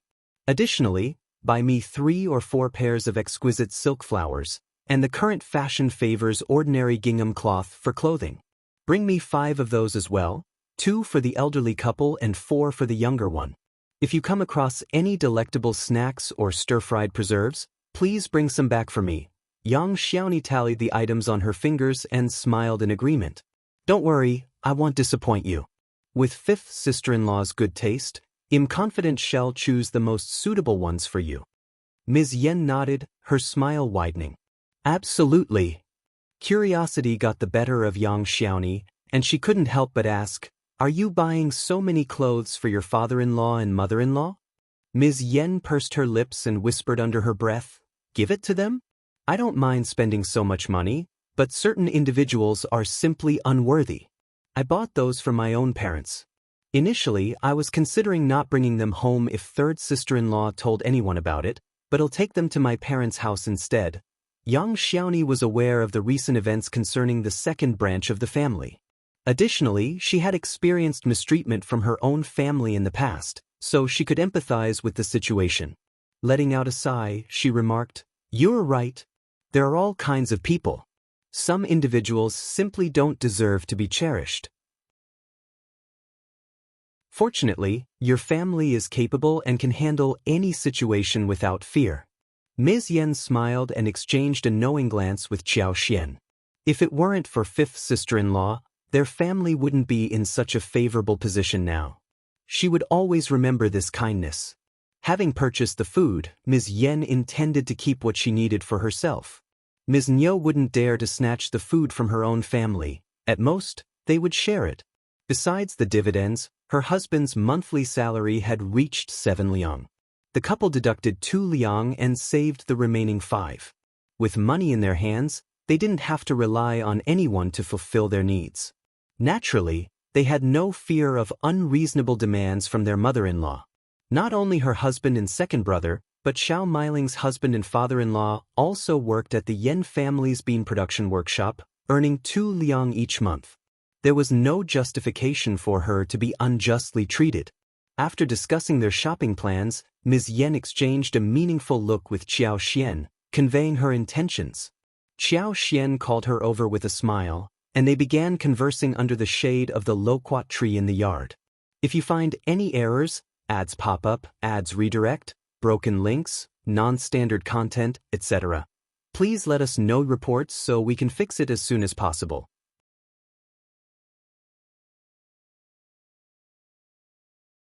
Chapter 1033, Ms. Yan Knows. Fifth sister-in-law, have you heard that my father-in-law and mother-in-law are looking for a daughter-in-law for my second brother? Ms. Yan asked. Xiao Xian nodded, saying, "Yes, that's quite common." Ms. Yan let out a sigh and continued, "Yes. Second brother is still young, but he already has 2 children. Despite that, his family is doing well, and many people are willing to marry him. According to my mother-in-law, even a 15 or 16-year-old girl is willing to become his wife, which makes her feel very proud. But can a 15 or 16-year-old girl truly be a stepmother to her own grandchildren?" Xiao Xian replied with a knowing smile. Understanding her point, Ms. Yan said, "I can't hide anything from you, fifth sister-in-law." She blushed slightly and continued, "On my mother's side, I have a cousin who is a widow. She is about the same age as second brother and has a kind-hearted and down-to-earth nature. However, she hasn't been lucky. After her husband, the only son in the family, passed away, her husband's clan pressured her to adopt a child around 7 or 8 years old to carry on the family lineage. Think about it, fifth sister-in-law. How can we adopt a child who is already aware of his biological parents? How can he not feel attached to them? Even if we adopt him, it would just be raising someone else's son. My cousin refused, so she returned to her maternal family. While her parents, brothers, and sister-in-law are supportive, relying on them in the future after her parents pass away may not be ideal. Since second brother is looking for a daughter-in-law, my mother wants to propose this idea for her. What do you think, fifth sister-in-law?" Ms. Yan knew that Xiao Xian understood the situation. Although the first section of the family had severed ties with the second section, they wouldn't turn a blind eye if something truly happened to the second section. As for the second section of the family, they would undoubtedly be satisfied with their daughter-in-law chosen by the first section. Ms. Yan sought Xiao Xian's opinion because she knew that fifth sister-in-law was clever and had a plan in mind. If she could help, it would be easier for her family to navigate this matter. However, Ms. Yan had no intention of informing her father-in-law and mother-in-law about the proposal. While her father-in-law might be accepting, her mother-in-law would certainly react with anger. If she were to suggest it, it would be met with immediate rejection. On the other hand, second brother was currently occupied with his work in the workshop, and his father and brothers treated him well. If they were to approach him and suggest meeting his potential daughter-in-law, he would likely agree without much hesitation. Once he gave his approval, there would be no issues with their father-in-law and mother-in-law. Xiao Xian hoped that the second section of the family would marry a reliable woman to avoid any potential troubles. After the incident with Ms. Zhang, they couldn't afford to let their guard down. "Is your cousin truly a good person?" Xiao Xian inquired. Ms. Yan nodded, a smile gracing her face. "Of course, I can vouch for her." Xiao Xian smiled, finding reassurance in Ms. Yan's response. It made sense that Ms. Yan wouldn't accept her cousin if she wasn't genuinely good-hearted, considering she would become her sister-in-law upon marriage. "I will discuss it with my mother-in-law first, and then I'll let you know," Xiao Xian assured. "All right, I'll wait for you, fifth sister-in-law," Ms. Yan replied with a smile. "Don't worry, I'll come again this evening." When Xiao Xian relayed the proposal to Ms. Fang, she also believed it was for the best. Ms. Yan desired a good match for Xiao Erlang more than anyone else, so she was likely to support the idea. After delivering the message to Ms. Yan, the first section of the family set off for the province the following day. The villagers couldn't help but feel envious. The first section of the Xiao family had achieved great success, and everyone in their family had gained recognition. Many villagers had never dared to dream of going to the province in their lifetime, yet the Xiao family went there so effortlessly. Concerned that Ms. Niu might divulge the engagement plans to Xiao Erlang, Ms. Yan decided to tell her mother straight away. "If you find any errors, ads pop up, ads redirect, broken links, non-standard content, etc., please let us know reports so we can fix it as soon as possible." Chapter 1034, Wife. Mr. Yan and Mrs. Yan graciously invited Xiao Erlang and his brother to their home for lunch. After informing them about the invitation, they requested Mei Qing to come over and meet Xiao Erlang. If he found her interesting, they hoped he would consider settling down. Xiao Erlang found himself tempted by the proposition. He had already given up on pursuing Ms. Zhang, determined not to cause her any further trouble. His family couldn't tolerate the torment she had inflicted upon them, and he was concerned that she might lead his children astray. Realizing that he was still young and that his children shouldn't grow up without a mother figure, he understood the importance of eventually getting married. However, he didn't trust his mother's taste in choosing a partner for him. Additionally, he wasn't keen on marrying a girl as young as 15 or 16. He doubted she would be capable of caring for his child. It seemed more reasonable to consider marrying a young widow. After all, hadn't his father remarried? Furthermore, given that the elderly couple from the Yan family had requested to play matchmakers, it felt inconvenient for him to refuse their proposition. Reluctantly, Xiao Erlang agreed to meet Mei Qing the following day. On the designated day, Mei Qing arrived at the Yan family residence. To Xiao Erlang's surprise, he found himself quite taken with her and immediately agreed to proceed.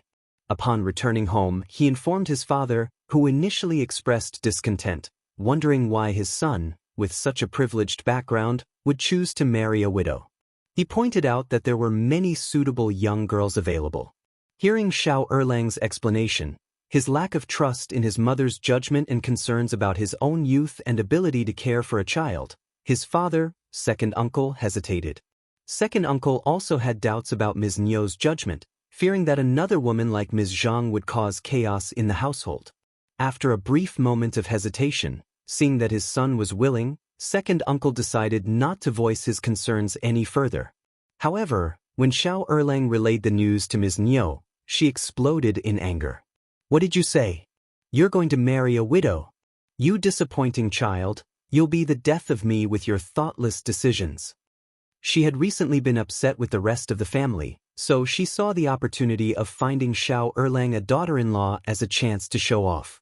In fact, because of her, many daughters-in-law and women in the village had been currying favor with her and introducing her to their relatives in the past few days. She felt incredibly smug and proud. Therefore, she had been eager to be selective until now. But then, her son actually came and told her that he wanted to marry a widow. A widow? Ms. Nyo felt as if she had been slapped in the face.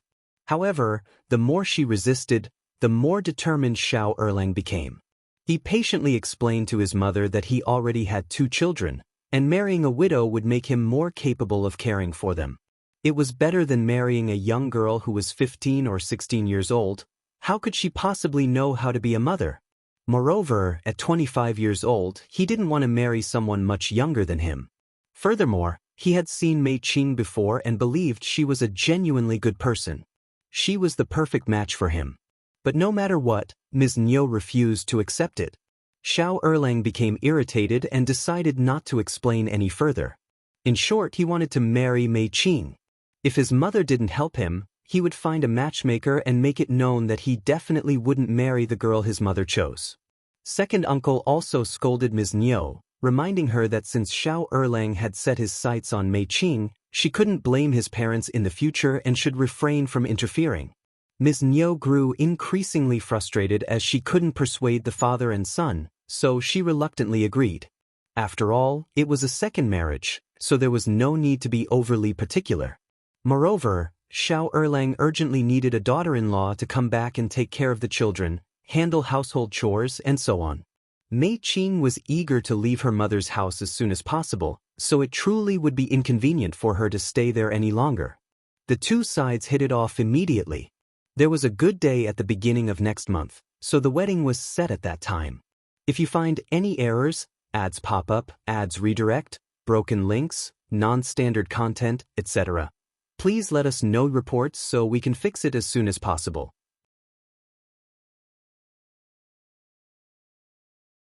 Chapter 1035. Comparison. Ms. Nyo became so despondent that she secluded herself at home for a few days. Ms.Yan secretly reveled in this, but she didn't dare to show her joy openly. They purposely kept Mei Qing's relation as Ms.Yan's cousin a secret from Ms. Nyo, fearing that she would reject the proposal if she knew. However, it wouldn't matter if Ms. Nyo found out after Mei Qing moved in. They anticipated that her anger would subside within a maximum of 2 days. 3 days after Xiao Xian and Xiao Yunduan left the village, news arrived that Xiao Lulang had passed the examination and become a cultivated talent. The 3rd section of the Xiao family and Xiao Lulang were elated by this news. However, Xiao Yunduan, the Primus, had just returned to their hometown to pay respects to their ancestors and receive congratulations from everyone. Since the villagers had already seen the Primus before, they were well aware of their accomplishments. While cultivated talents were impressive, they paled in comparison to the Primus. Hence, Xiao Lulang's achievement as a cultivated talent didn't create much of a stir in the village. As the saying goes, one should always fear comparison. Even Ms. Ma, 3rd uncle, and Xiao Lulang himself weren't overly thrilled, let alone the villagers. Had Xiao Lulang achieved this feat earlier, the entire family would have been ecstatic, causing even Ms. Ma to tremble with joy. But now, when she praised the villagers, their reactions were so tepid that some even remarked, "The 5th son of your 1st section is still the Primus. It will be challenging for your Lulang to make a name for himself." Ms. Ma was infuriated to the point of near collapse. Her anger was so intense that she lost all interest in boasting. She stormed back home and vented her frustration. They are so conceited that they don't even care about cultivated talent masters. They look down on us. She couldn't help but complain further. The 1st section of the family is utterly despicable. They are everywhere. How did their achievements become a bad thing? It's infuriating. Did Xiao Yunduan do this on purpose? Why did they return to the village to pay respects to their ancestors? I suspect they deliberately did it to cause trouble for us and steal Lulang's limelight. Ms. Ma and 3rd uncle were even more eager than Ms. Nyo and her husband to witness Xiao Yunduan's failure in the intermediate exam. They harbored such envy towards him for becoming the Primus. When Xiao Yunduan returned to the village to pay respects to their ancestors, the 2 of them wished he hadn't shown up at all. However, they couldn't dare to be so disrespectful. Doing so would only make them the subject of even more mockery. The Xiao family's house was adorned with gifts, and the 1st section of the family, along with Xiao Yunduan, seemed exceptionally grand.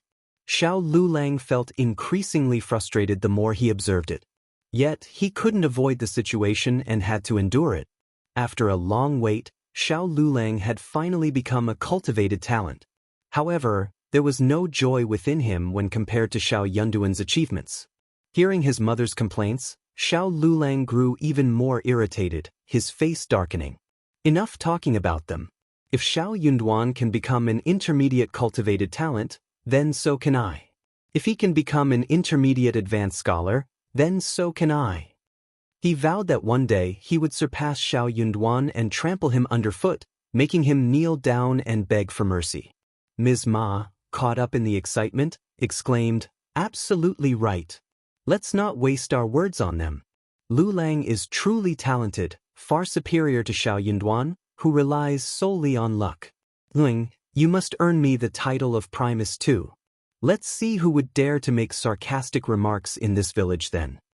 Xiao Lulang's face grew even darker. He shot a cold glance at Ms. Ma and silently retreated to his room, refusing to say another word. If you find any errors, ads pop up, ads redirect, broken links, non-standard content, etc., please let us know reports so we can fix it as soon as possible.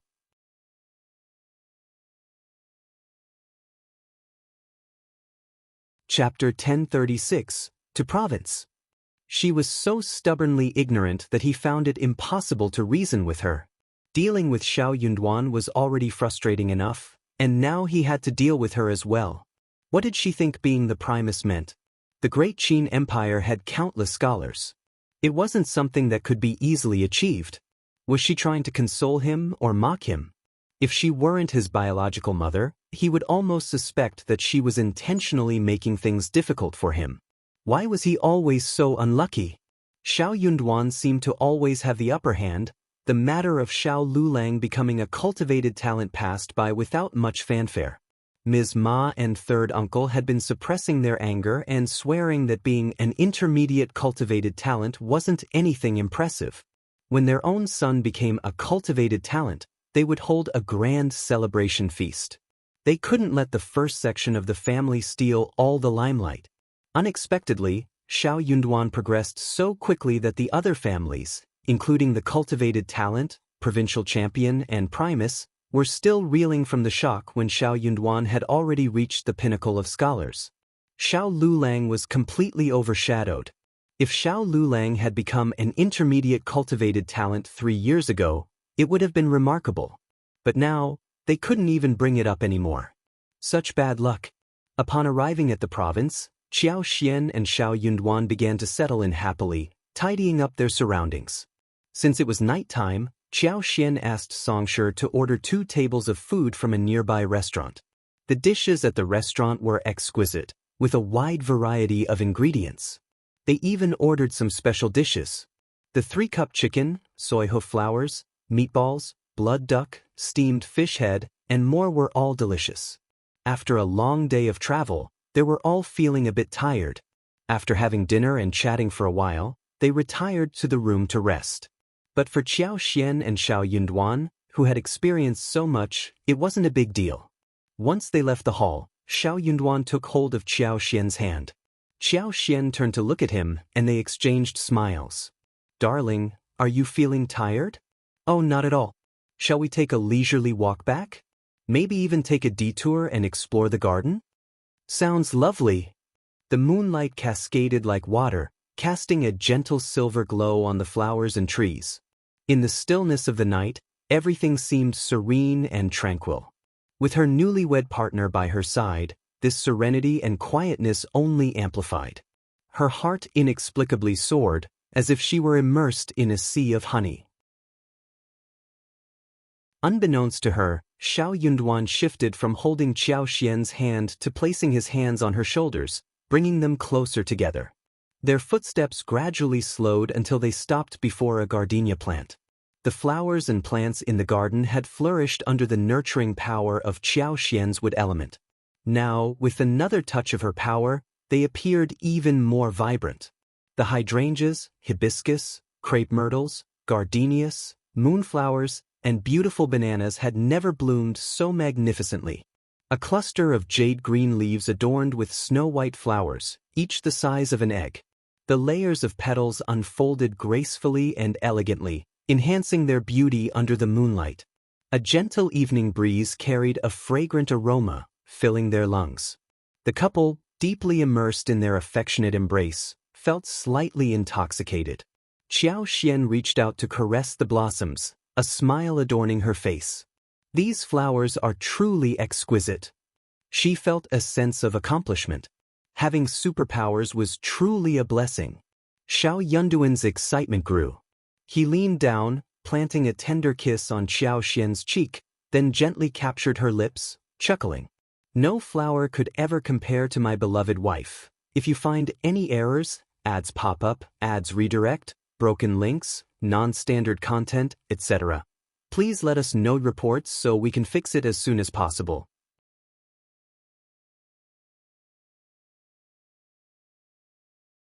Chapter 1037. Slightly Guilty?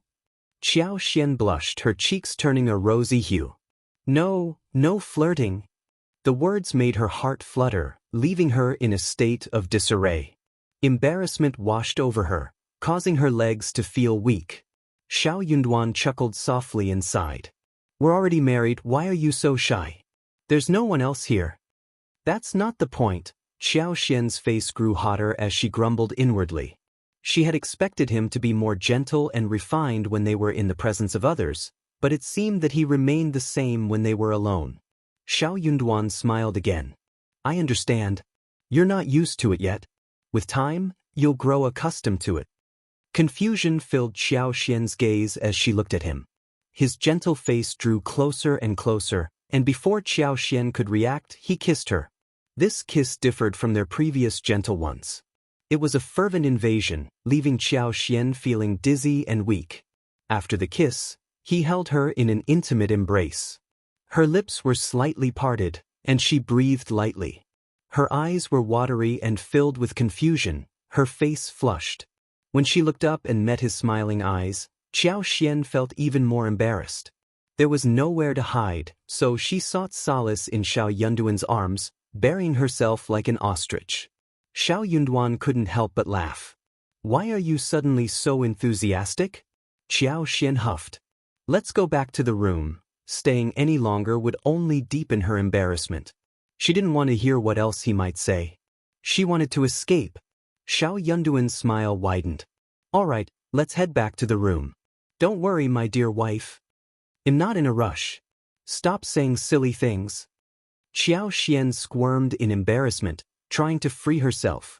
Xiao Yunduan held her tightly, a mischievous smile on his face. Okay, you're not in a hurry, but I am. What's the rush? I'm just eager.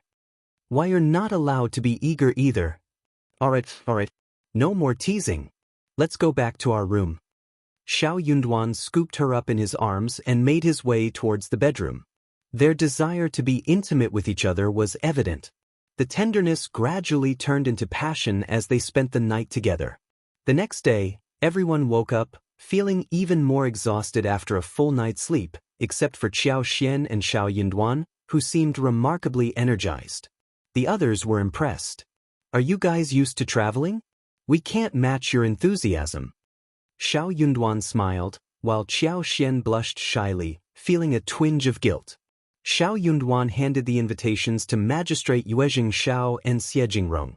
Since they were here, it was customary to visit various places. Given his current status, it was a matter of etiquette. To their surprise, the Xie family extended a warm welcome, sending an elderly woman to greet them. She announced that they would be hosting a banquet in 2 days and invited Ms. Fang and Xiao Xian as honored guests. Xie Jingrong and Yuezhing Xiao arrived together. Upon seeing Ms. Fang and Xiao Yunduan, they approached for a conversation. Xiao Xian sent word for them to meet later, and both of them agreed with a smile, clearly intrigued. What Xiao Xian wanted to talk about was definitely about how to make money together. The two of them had witnessed her ability to earn money and were filled with admiration.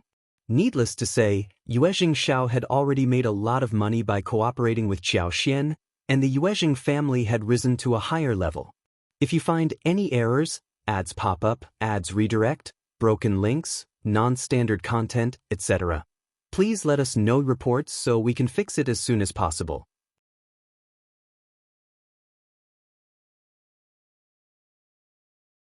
Chapter 1038, Nervous? The second-in-command in the provincial business world had always been ambitious and filled with a competitive spirit. He had hoped to one day surpass the Yuezheng family and take over their position. But now, it was clear that the Yuezheng family had far surpassed him. If the second-in-command wanted to catch up with the Yuezheng family, he would need the same stroke of luck as them, meeting people like Xiao Xian and Xiao Yunduan. Speaking of which, even Madame Yuezheng had to acknowledge that the first section of the family was exceptionally fortunate. One was Xiao Xian, the other was Xiao Yunduan, and the third was brimming with countless business ideas. With one becoming the Primus, their future was promising, so it was wise to maintain good relations with them. Ms. Fong felt anxious as she discussed with her daughters-in-law. I've never been to the Xie family before. They seem very dignified. Is it appropriate for me to attend? I don't know much, and I don't want to embarrass myself. How about, I don't go. Ms. Chiao, you can go. Take Tao Tao with you and let her have the experience. Ms. Su and Yang Xiaoni nodded in agreement. The sisters-in-law were initially nervous, afraid that their mother-in-law would insist they come along. To be honest, although they were curious about the wealth of the Xie family and wanted to see it for themselves, they were also apprehensive. It would be terribly embarrassing if they were ridiculed. They believed it would be better if they didn't attend. Xiao Xian smiled and spoke up, Mom, Tao Tao and I will accompany you. Sister-in-law and third sister-in-law can choose not to go, but you must attend. First Madame Xie specifically invited you, so it's important that you go. Don't underestimate yourself. You're the mother of the Primus now. Who would dare to look down on you? Even in the capital, almost everyone would have to show you respect. So don't worry about the Xie family. We should just go. Since the Xie family extended the invitation, they won't criticize or give you a hard time. Xiao Xian was well aware of the Xie family's close ties with the capital and their extensive networks. They must have known about the imperial censor's impeachment of Xiao Yunduan and how Emperor Qi Xian reprimanded the censor for his actions, showing support for Xiao Yunduan. They would also be aware of Xiao Xian's role in saving the peony flowers, which symbolized Xiao Yunduan's connection to the late Empress Dowager. That's why the Xie family held the Xiao family in high regard, leading to First Madame Xie's invitation to Ms. Fong. Otherwise, such an invitation might not have come to fruition. Considering the Xie family's current status, even though Xiao Yunduan was the Primus, he wouldn't hold much importance to them. Hearing Xiao Xian's words, Ms. Fong felt less nervous, but she still hesitated. Can I really go? Of course. There will be many more occasions like this in the future. Xiao Xian replied with a smile. My husband and I might have to invite you, Tao Tao, and sister-in-law to accompany us to the capital someday, so we can have fun and entertain others. Yang Xiaoni and Ms. Su became excited. To the capital? The capital? Fifth sister-in-law, is that true? Ms. Fong couldn't contain her joy upon hearing Xiao Xian's words. She smiled and said, The capital? That's the Emperor's domain. I can't even dare to dream about it. You're still young. If you want to go and see, I'll support you. Xiao Xian smiled. It's hard to say. It might be possible in the future. If you find any errors, ads pop up, ads redirect, broken links, non-standard content, etc., please let us know reports so we can fix it as soon as possible.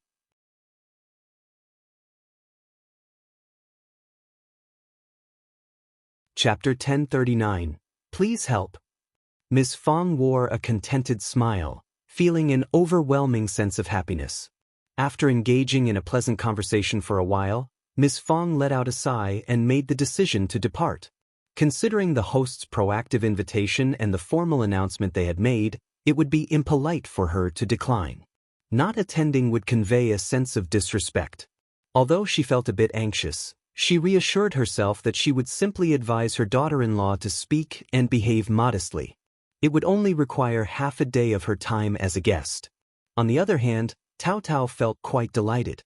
She had visited the Yuezheng family on several occasions, spending time with Qiao Xian and the others, and had gained extensive knowledge about lipstick. Her confidence and cheerful demeanor were evident. Furthermore, her brother held a high position, and her sister-in-law was financially successful. Her family was affluent and self-assured. No matter where she went, Tao Tao carried herself with a resolute confidence. After finalizing the agreement, Qiao Xian proceeded to the study to locate Xiao Yunduan and the others. Xiao Yunduan greeted Qiao Xian with a smile. "I was about to send someone to find you." Qiao Xian responded with a smile. "I had a feeling you would." After exchanging pleasantries, they shifted their focus to the matter at hand. Qiao Xian had been pondering over the dragon fruits and papayas located outside the city, so she inquired about them. Upon hearing her question, Yuezheng Xiao and Xie Jingrong exchanged glances and broke into smiles. Xie Jingrong chuckled and replied, "The fruit trees in the southern region are quite remarkable. Brother Yuezheng invited me to take a look, and I must say, the dragon fruits and papayas are thriving and distinct." "Indeed." Their laughter filled the room. Qiao Xian comprehended the stark contrast between the papayas and dragon fruits and the fruit trees in the northern region. One grew tall with abundant fruits at its top, while the other thrived with an extensive network of roots. Those who had never witnessed it before might not find it particularly rare or novel. Yuezheng Xiao spoke with a smile. "The papayas and dragon fruits have grown remarkably large, and they should ripen soon. I've deployed patrols in the area, and many business owners have requested reservations." Qiao Xian felt a twinge of embarrassment. "I apologize for the trouble I've caused. Third brother, please find a trustworthy manager and hire some workers for us." The orchard was unrelated to the Yuezheng family. It belonged solely to Qiao Xian. Yuezheng Xiao nodded and replied with a smile, "That's reasonable. I'll make the arrangements promptly. If you ever need anything in the future, just come to me." Qiao Xian nodded and smiled, saying, "Of course, I will definitely seek your assistance." As straightforward individuals, they swiftly settled the matter. Qiao Xian expressed her desire to plant not only papayas and dragon fruits but also lychees, longan, mangoes, citrus fruits, grapefruits, bananas, and other saplings in the south before they entered the capital. She personally covered all the expenses. The cost of hiring labor could be treated as an additional investment. What Qiao Xian needed was time, but she lacked personnel to utilize. While the Zhang village and her own family had some people to spare, they were unable to oversee an entire province. Yuezheng Xiao readily agreed and mentioned that he would stay for a maximum of 20 days, asking Qiao Xian if it was feasible. If it wasn't, he could extend his stay by 2 or 3 days. His subordinates were willing to pay double the labor fee for an extended period of over 10 days. Qiao Xian, eager to arrive as soon as possible, nodded with a smile. Xie Jingrong and Yuezheng Xiao trusted that Qiao Xian had her own methods of cultivation, so they didn't inquire further. If you find any errors, ads pop up, ads redirect, broken links, non-standard content, etc., please let us know reports so we can fix it as soon as possible.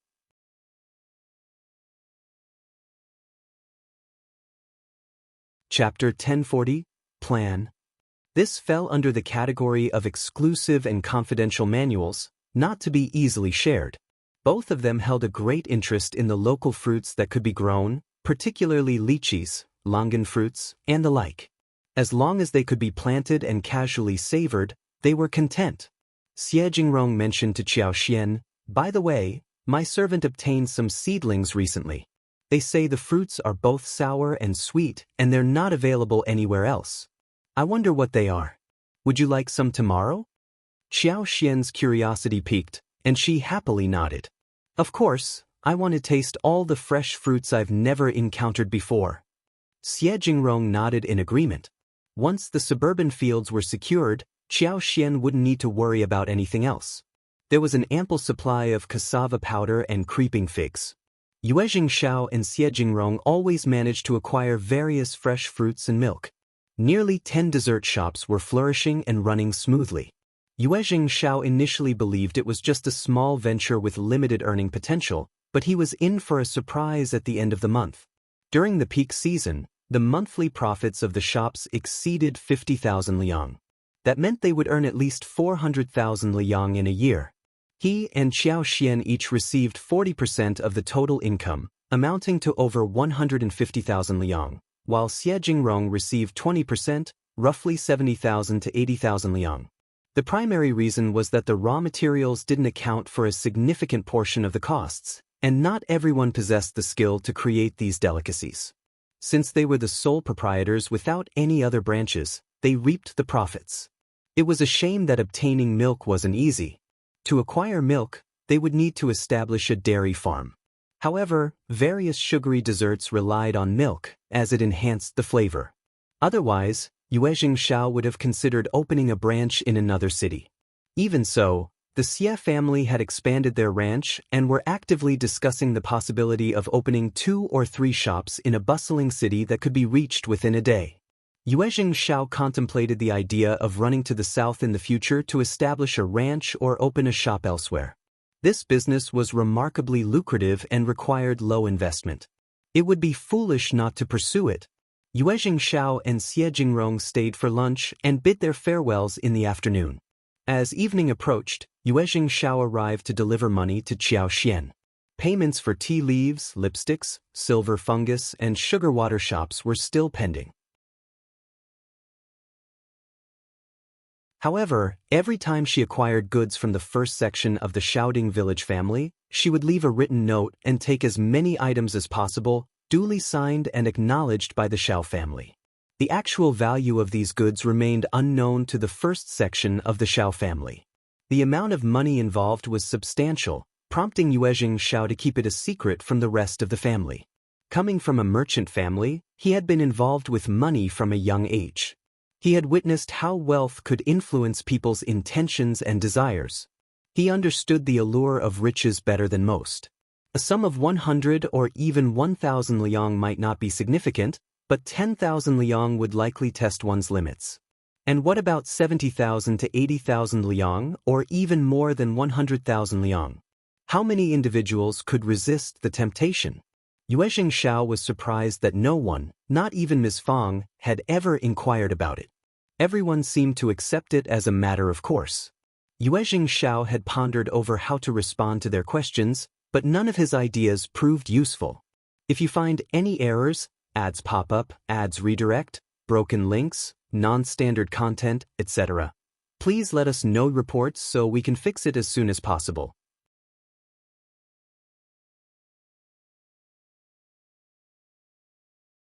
Chapter 1041, Wealth. Yuezhing Shao held great admiration for the Shao family. They truly deserved it. They were a good family, and their character was commendable. If it had been anyone else, how could they resist asking? Who in the world wouldn't be interested in silver? As Yuezhing Shao, Qiao Xian, and Xiao Yunduan went through the accounts, they discovered that Qiao Xian had amassed a total of 78,000 liang, not including the 10% of the tea bricks that the Yuezhing family would provide at the year's end, to be paid later. So Qiao Xian now possessed 340,000 liang. It was an immense fortune. There was a high probability that many impoverished duke mansions in the capital would not be as wealthy, let alone the ancestral mansion that had been passed down through generations. Qiao Xian's joy overflowed, and she beamed at Xiao Yunduan. "Darling, we're wealthy once again. Let's purchase more land when we arrive in the capital." Xiao Yunduan smiled and replied, "Certainly." Qiao Xian had essentially been the one earning the money. His family's assistance was limited, so he naturally wouldn't interfere. Yuezhing Shao chimed in with a smile. Buying land in the capital isn't easy. There are numerous noble families and prominent business clans. Since you're new here, it's best to keep a low profile and not draw attention to yourselves. He chuckled helplessly. From my perspective, sister-in-law's ability to earn money is truly remarkable. She's truly outstanding. It hadn't been easy for the Yuezhing family to enter the business scene in the capital.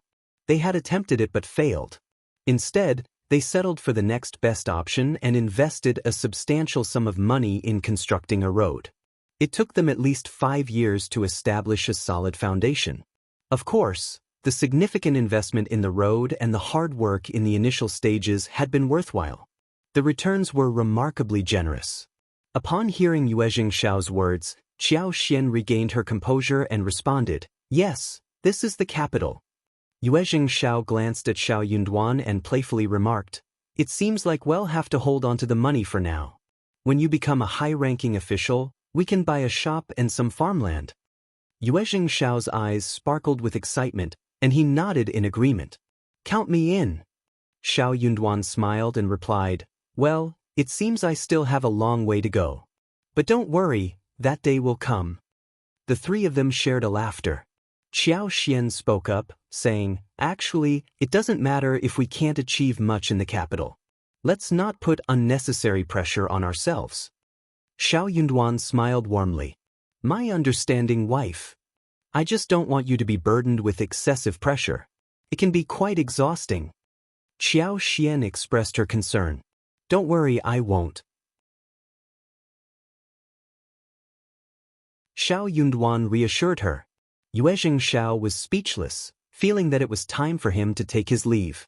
Tao Tao and the others had been compensated for their work, but Xiao Xian, being generous as always, rewarded them with bonuses whenever she received a substantial sum of money. This time was no exception.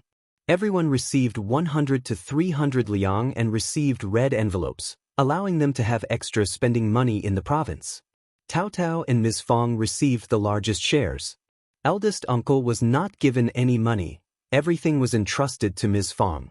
Xiao Xian's intention was to give the money to Ms. Fong under the guise of filial piety. If eldest uncle received the money, it would likely be taken advantage of by either the second or third section of the family. As long as it was a benefit, Xiao Xian had fulfilled her duty towards her elders. How they chose to handle it was no longer her concern. If you find any errors, ads pop up, ads redirect, broken links, non-standard content, etc., please let us know reports so we can fix it as soon as possible.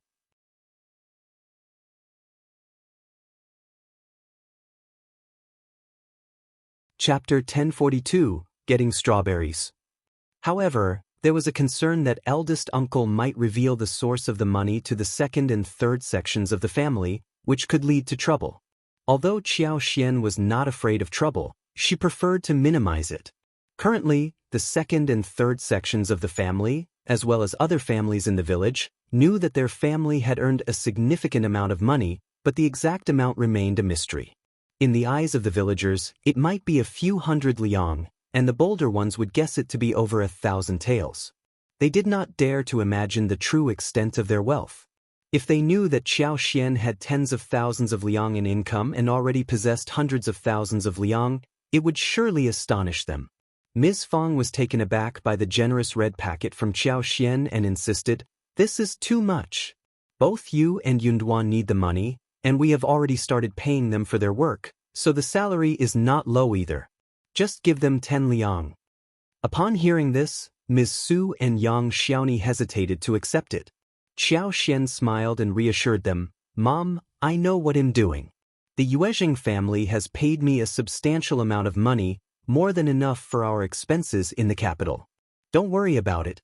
You can keep these and use them to buy more food and new clothes. We have enough money, so we should enjoy a better life." Laughter filled the room. Ms. Fong smiled and said, "What are you saying? We're so wealthy. Are you really not short on money?" Xiao Xian nodded, her smile unwavering. "Of course." Ms. Fong sighed with a smile. "Both of you are capable individuals, and I rely on you. Well, since you're so kind, go ahead and let them accept it. But don't make it a precedent that you won't give it to anyone else in the future, and don't blame anyone either." Ms. Su and Yang Xiaoni happily expressed their gratitude and accepted the red packets. Chunyu and the others were also thrilled to receive their own red packets. Yang Xiaoni agreed with Xiao Xian's suggestion, so she and Xiao Sanlang brought 50 liang with them, intending to indulge in delicious food. However, they were pleasantly surprised when Xiao Xian gave each of them 200 liang, totaling 400 liang. Yang Xiaoni immediately planned to spend 200 liang solely on satisfying her appetite. Since they had come this far, they wanted to enjoy a hearty meal. The following day, to Xiao Xian's delight, she received a surprise from Xie Jingrong, dozens of strawberry seedlings. Although the strawberries were still small and inexperienced, with careful nurturing, they might not grow as large as the varieties found in the modern world. Nevertheless, Qiao Xian believed that her space power would expedite their growth and enhance their flavor. Eager to begin, she decided to plant half of the seedlings in her space. As for the remaining ones, she would find a couple of flower pots to temporarily house them, bringing them back home to transplant into the garden. Having spent a long time at home with Xiao Yunduan, Qiao Xian anticipated that with a few more superpowers, these seedlings would grow robustly. By the end of the year, some of them might be ready to cover half an acre of land. Though Tao Tao didn't know what they were, if fifth sister-in-law called them strawberries and saw their value, they must be something exceptional. Qiao Xian entrusted Tao Tao with the care of the seedlings. If you find any errors, ads pop up, ads redirect, broken links, non-standard content, etc., please let us know reports so we can fix it as soon as possible.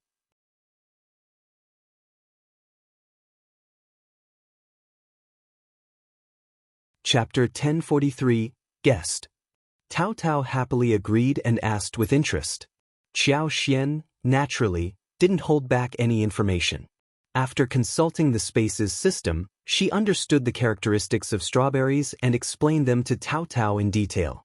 Tao Tao had grown more mature and serious compared to before, as she was now 16 years old. At the age of 16, it was time for her to think about finding a partner. However, the better the family's circumstances became, the more challenging it was to discuss family matters. It was a difficult topic. It was hard to predict which family would prove advantageous in the future. After Qiao Xian's explanation, Tao Tao requested assistance and left with the flower pot. These seeds were precious, and she had to take good care of them for fifth sister-in-law's sake. As per fifth sister-in-law's description, the strawberries were red, plump, soft, juicy, and sweet. They had a delightful hint of sourness amidst the sweetness. They were truly delicious. In the blink of an eye, it was time for the Xie family's visit. Ms. Fong felt extremely nervous and believed that none of the clothes she liked were suitable. In the end, Qiao Xian selected an indigo grape pattern dress for her, along with a neat bun and a silver hairpin. The finishing touch was an elegant longevity hairpin, exuding a sense of tidiness, dignity, and elegance. Ms. Fong breathed a sigh of relief and smiled, saying, "Miss Qiao, you are so much more refined than us country bumpkins." Everyone burst into laughter. In the morning, Tao Tao had been asked by Qiao Xian to help with her attire. She tied her hair into a bun, which suited a girl like her, making her appear lovely and intelligent. Her bun was adorned with a freshly bloomed pink rose. A jade hairpin embedded with pearls and rubies held it in place. Her eyebrows were delicately groomed, and she had a light layer of makeup that accentuated her youthful complexion, making her even more radiant and beautiful. Tao Tao wore a light pink cherry blossom embroidered dress, complemented by an ivory white pleated dress. She stood tall, resembling a delicate flower in full bloom. When Tao Tao arrived at Ms. Fang's house with Qiao Xian, Ms. Fong and Yang Xiaoni were taken aback and couldn't stop praising her. Tao Tao blushed and shyly lowered her head. However, a faint smile appeared at the corners of her lips, indicating her obvious happiness. After all, who wouldn't enjoy dressing up beautifully at her age? Once everything was prepared, Chunyu, and Xiaoman departed for the Xie family's residence in a carriage. With them gone, Ms. Su and Yang Xiaoni found themselves with some free time. They persuaded eldest uncle to accompany them for a shopping trip. Xiao Yunduan had been invited as a guest at the local college, so he had already left. Today, First Madame Xie was hosting Ms. Fong, the mother-in-law, and her daughter-in-law. As she was unfamiliar with the customs of Ms. Fang's hometown, she didn't invite many guests, except for 5 close relatives and friends, along with their daughters. The Xie family was truly an aristocratic household, and their mansion was grand and well-maintained. The spacious halls and well-behaved servants made one feel a sense of apprehension, almost afraid to make any noise. If it weren't for Qiao Xian's presence and Ms. Fang's previous experience at the Yuezheng family, she would have been so nervous that she wouldn't know what to do. If you find any errors, ads pop up, ads redirect, broken links, non-standard content, etc. Please let us know reports so we can fix it as soon as possible.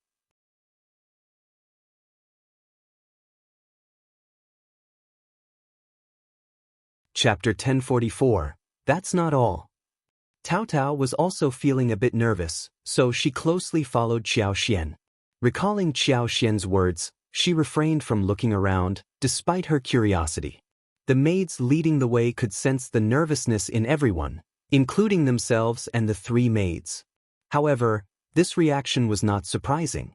They had never witnessed such an extravagant setting nor visited a family of such high status, so their behavior was understandable. As instructed by First Madam, they refrained from mocking or making fun of anyone. Upon arriving home, Ms. Fong let out a sigh and voiced her concerns to Xiao Xian.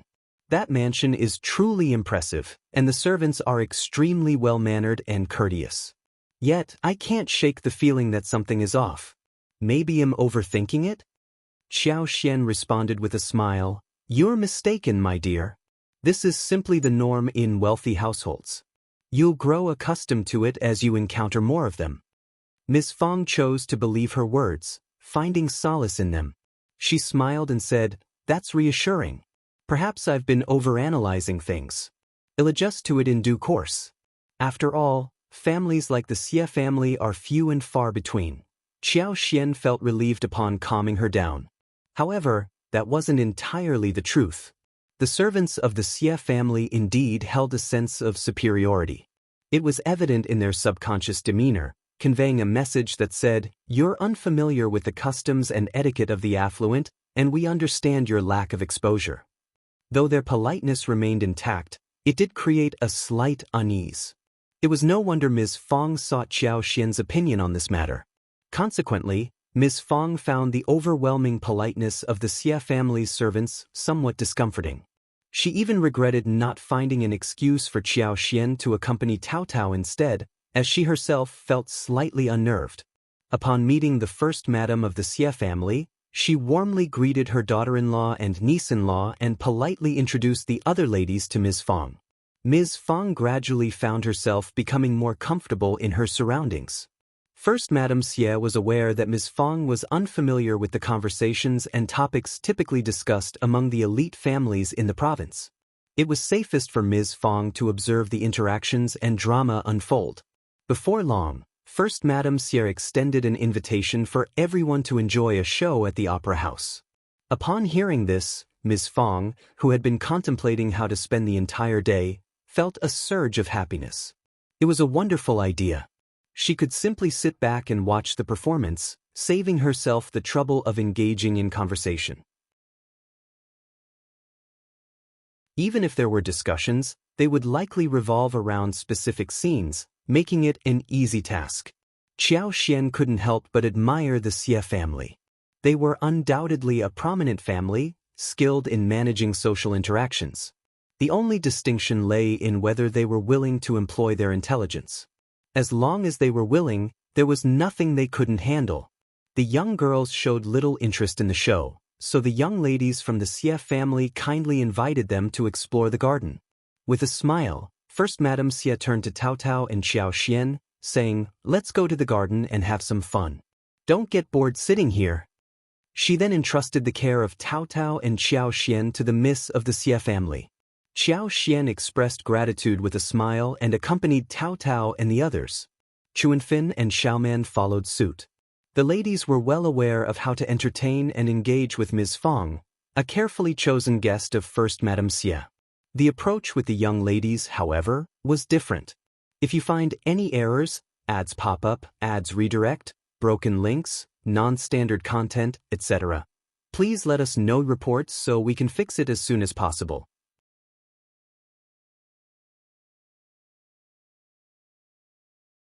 Chapter 1045. Exclusion. The young ladies, ranging from around 14 to 16 years old, were indulged and spoiled by their families, lacking a certain moral compass. Furthermore, they possessed limited worldly knowledge and were accustomed to their own group of close friends and playmates. Consequently, they sought out their familiar companions and engaged in conversation, disregarding Tao Tao and Xiao Xian. Some of them even held the belief that the Xie family was excessively arrogant, considering the Xiao family to be insignificant newcomers. What if the man from the Xiao family became the Primus? Rumor had it that he could only attain a low-ranking position even if he obtained the title. Without a prestigious background, he would forever remain a low-ranking official. In their lifetimes, they could never hope to compare themselves to the Xie family or penetrate their exclusive social circle. The actions of the Xie family perplexed them greatly. Additionally, since Xiao Xian and Tao Tao did not actively seek favor from them, the young girls grew even more disdainful of their presence. Fortunately, being guests of First Madame Xie, they displayed proper etiquette. They were unlike the Zhao family or Ms. Mi Jr. and her mother from the county, understanding that as guests, they should not overstep their boundaries. They neither liked nor found it troublesome. Nevertheless, Tao Tao felt deeply embarrassed. The young girl possessed a shy nature and had arrived at the Xie family as a guest with apprehension, fearing the potential ridicule if she made any mistakes. How could she endure such treatment? Xiao Xian firmly grasped her hand, attempting to console her. Pay no mind to them. They are guests of the Xie family just like us. They hold no significance in our lives. We do not belong to the same social circle, so we merely need to show them some respect. They can play amongst themselves, and we need not engage with them. We have no obligations to flatter them. Don't worry, they won't dare to cause trouble for us. If they do, the Xie family won't let them off easily. They will be forever barred from marrying into the Xie family. They are not foolish. Tao Tao beamed with a smile, feeling much better. She looked at Xiao Xian with admiration and exclaimed, "Fifth sister-in-law, you're the best. You always make perfect sense. I'll listen to you." Xiao Xian found her words amusing and gently tapped her forehead with her index finger. She replied with a smile, "You have such a way with words." Tao blushed and covered her forehead, saying, "No, I truly mean it from the bottom of my heart." Xiao Xian chuckled happily. What did Xiao Xian mean by most fatal? That was it. Why was Tao Tao so adorable? While the aunt and sister-in-law continued their conversation and laughter, Xie Ruifeng, the fourth daughter of the Xie family, and her cousin He Jiqing approached and invited them to the pavilion for tea. Recognizing their graciousness, Xiao Xian accepted with a smile and left with Tao Tao.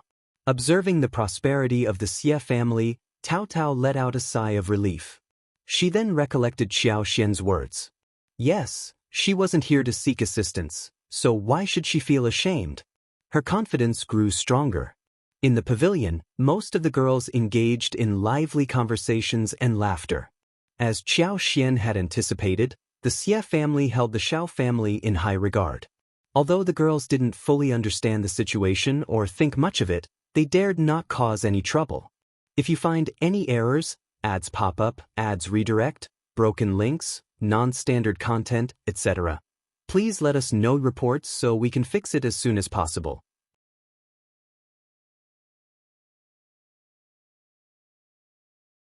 Chapter 1046. Looking for someone? Some of the girls even smiled and greeted Xiao Xian and Tao Tao. Xiao Xian noticed that Tao Tao was doing well and engaging in conversation with the miss of the Xie family and her two sisters. Tao Tao seemed a bit shy, but she was managing fine, which relieved Xiao Xian.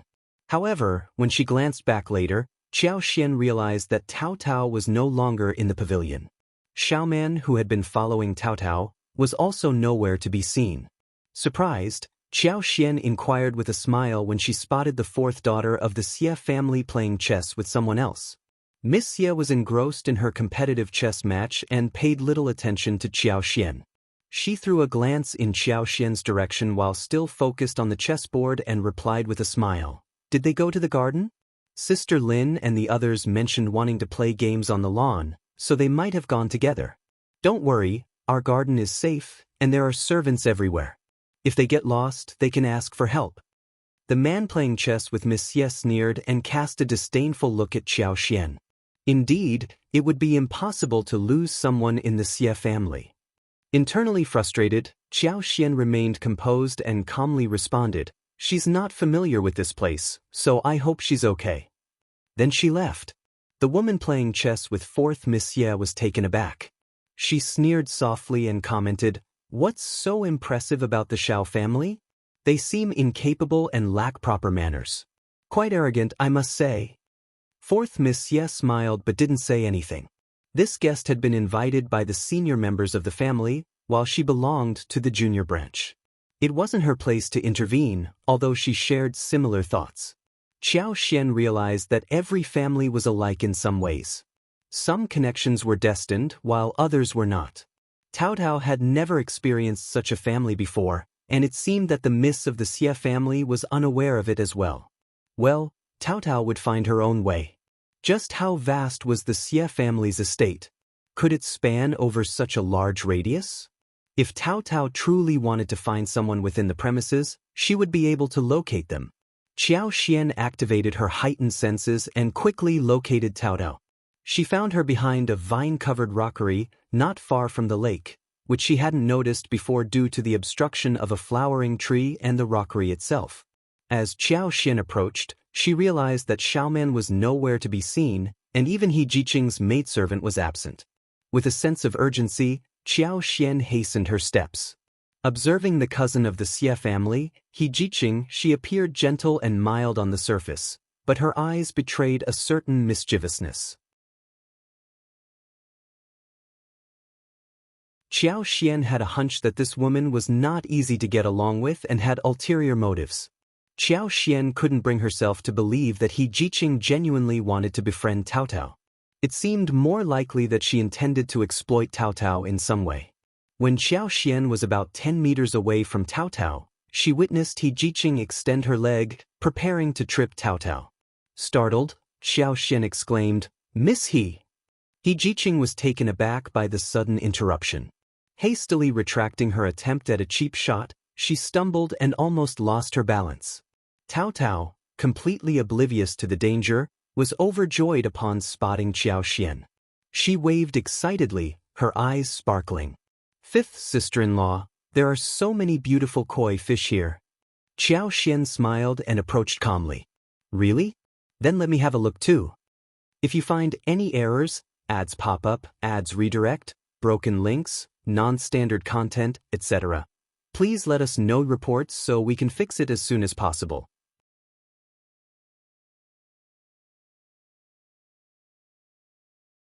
Chapter 1047. You're mistaken? A flicker of anger passed through He Jiqing's lowered gaze. She looked up with a smile and said, "Fifth Mrs. Xiao, are you here to admire the fish as well? Please enjoy. I'll take my leave." "Wait a moment, Miss He." Qiao Xian smiled at Tao. "Tao Tao, go back to the pavilion and find Chunyu. I'll send Xiaoman over as well. It will be time for lunch soon." Tao Tao was puzzled, but she always followed Qiao Xian's instructions, so she nodded with a smile and obediently left. Qiao Xian directed a sharp gaze at He Jiqing. Initially composed and gentle, He Jiqing slowly grew increasingly irritated and embarrassed. She asked in a gentle tone, "Fifth Mrs. Xiao, what's with that look in your eyes? I am unaware of how I have offended you." Qiao Xian stated, "Tao Tao did nothing to offend you, Miss He, so why did you try to trip her just now?" "Fifth Mrs. Xiao, be cautious with your words." He Jiqing retorted indignantly. "I didn't do such a thing. You must have seen it incorrectly." Qiao Xian smiled. "There is no one else present, so there is no need for pretenses, Miss He. I saw it clearly, so I am not mistaken." "Fifth Mrs. Xiao, you need evidence to support your claims. If you continue to slander me like this, you can deny it, but I have a habit of getting to the bottom of things. Since you refuse to speak the truth, I can only bring this matter to eldest young Master Xie's attention. I believe someone as astute as him can address my concerns."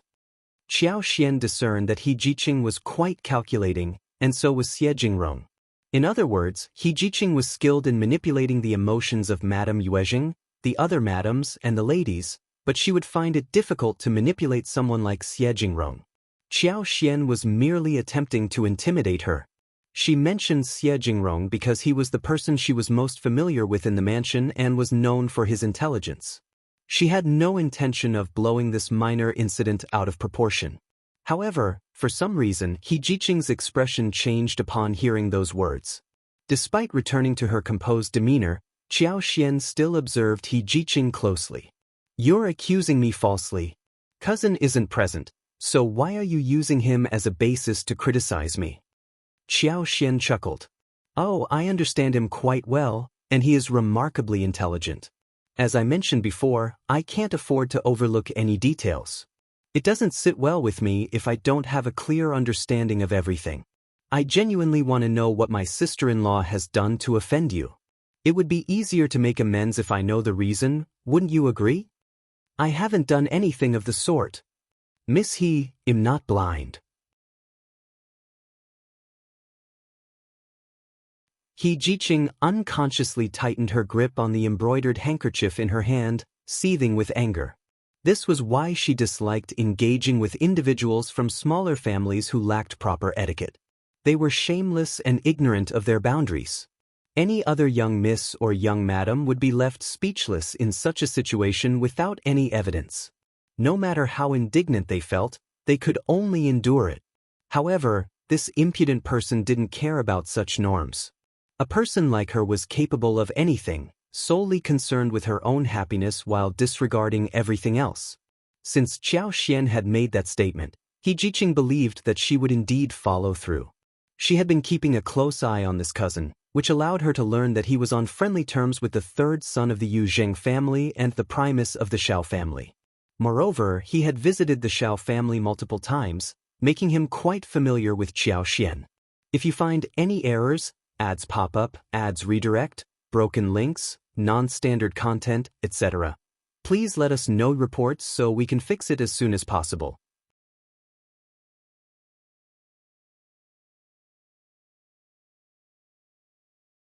Chapter 1048, Threat? It was no surprise that this individual dared to be so arrogant. He Jiqing clenched her teeth and decided to reveal half of the truth. Since Qiao Xian wouldn't listen to her, she had no choice but to say something. She couldn't risk whether or not Qiao Xian would seek out her cousin. "I didn't intend to harm her. I wanted to trip her up, but I had no intention of causing her harm.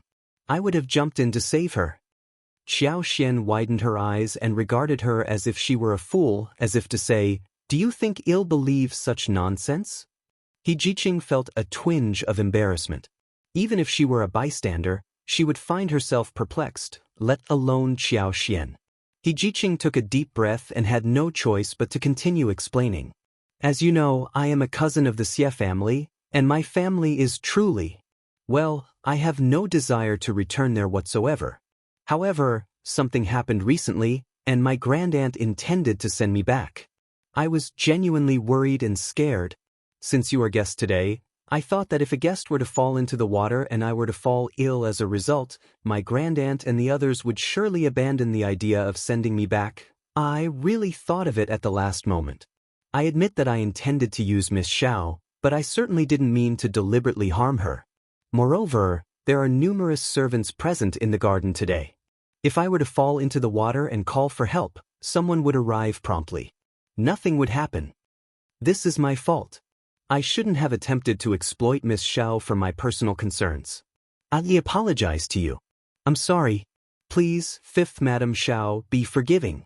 Considering that Miss Xiao is unharmed, let this matter be and refrain from mentioning it to anyone else.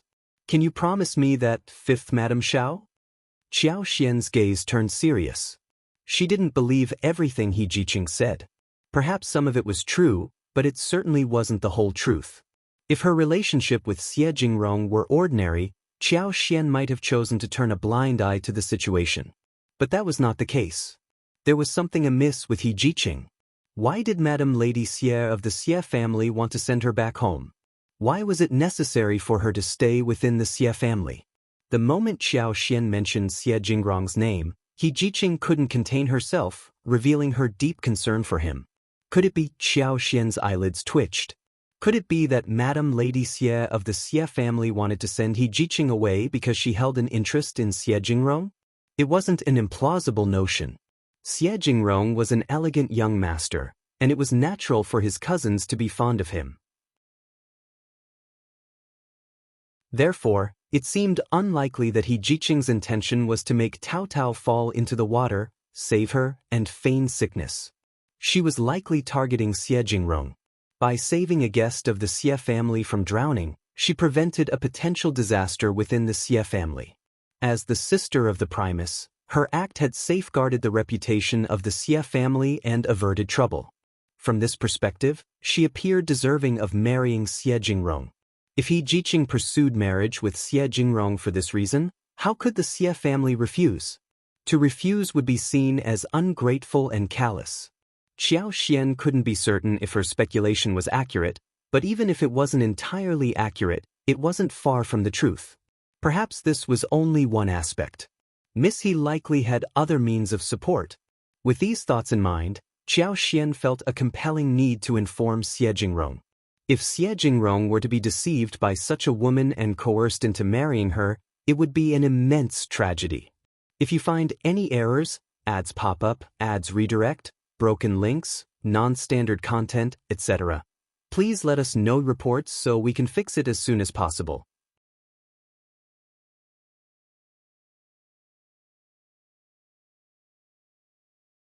Chapter 1049, Leaving the Xie Family? Xiao Xian pondered for a moment before speaking to He Jiqing. Leave the Xie family within 3 days, and he'll pretend that today's incident never happened. I won't disclose anything to anyone. He Jiqing stared at Xiao Xian in disbelief, unable to contain her frustration any longer. Fifth Mrs. Xiao, you're being excessively nosy. Her grandaunt was Madame Lady Xie, and as a proper cousin of the Xie family, she had no say when the family decided to send her away. But Xiao Xian was someone who had no personal stake in the matter. Xiao Xian replied, exactly. Miss He, consider it my intentional meddling. He Jiqing couldn't help but exclaim, what does this have to do with you? Miss He, let's just say I have a habit of being nosy. He Jiqing fell silent, her gaze fixed on Xiao Xian. As a clever individual, she soon realized that Xiao Xian might have picked up on something. Gradually, the way He Jiqing looked at Xiao Xian began to change. Startled by this unexpected development, Xiao Xian regained her composure and met her gaze calmly. In that moment, their eyes locked, and a silent understanding seemed to pass between them. She knew. He Jiqing knew that Xiao Xian had figured it out. A magical unspoken connection formed between them. He Jiqing's face turned red, feeling a mix of embarrassment and relief. But now that Xiao Xian was aware, and she didn't want to lose this person, she might as well confide in her. Fifth Madame Xiao, help me. Yeah. Xiao Xian was genuinely taken aback. She hadn't anticipated that He Jiqing would attempt to involve her in her schemes so abruptly. She couldn't help but find it somewhat admirable. When the time came to go all out, this girl showed no hesitation. As friends of eldest cousin, I can speak candidly to you. I genuinely care for eldest cousin. I may not possess the same background, talent, or looks as him, but I believe we are compatible. If Fifth Madame Xiao assists me, I will certainly reciprocate in the future and repay your kindness. Fifth Master Xiao has made remarkable progress in his career this year and has entered officialdom. He still has a bright future ahead. You have been to the capital before, so you must have witnessed it. The capital is filled with influential individuals, and there are countless low-ranking officials striving to climb the ranks. However, how many of them actually succeed? Without a strong background or connections, it becomes even more challenging to ascend to greater heights. If Fifth Madame Xiao lends me a helping hand today, you won't lose out. Xiao Xian found herself both amused and annoyed. Madame Xiao had acted this way in the past, as had the Qiao family, the Tian family, and even the cousins standing before her. They all made similar claims in front of her and Xiao Yunduan. They exuded confidence, their words growing more grandiose with each passing moment. It was as if Xiao Yunduan would never be able to achieve greatness on his own. Xiao Xian wasn't so narrow-minded as to believe that one had to rely solely on oneself without any allies or connections, but there was a saying that people on different paths could not work together. Since their paths diverged, there was nothing more to discuss. For instance, this cousin exemplified such a case. Miss He, you needn't concern yourself with us. I will pretend that I never heard what you said today. Miss He, remember to leave the Xie family within 3 days. This is none of your business. Even if you don't help, you can't obstruct me like this. Xiao Xian responded calmly, because you are not worthy of Mr. Xie. If you find any errors, ads pop up, ads redirect, broken links, non-standard content, etc., please let us know reports so we can fix it as soon as possible.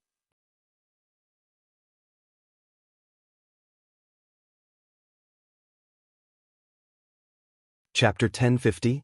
Why? He Jiqing felt a wave of dizziness and almost let out a curse.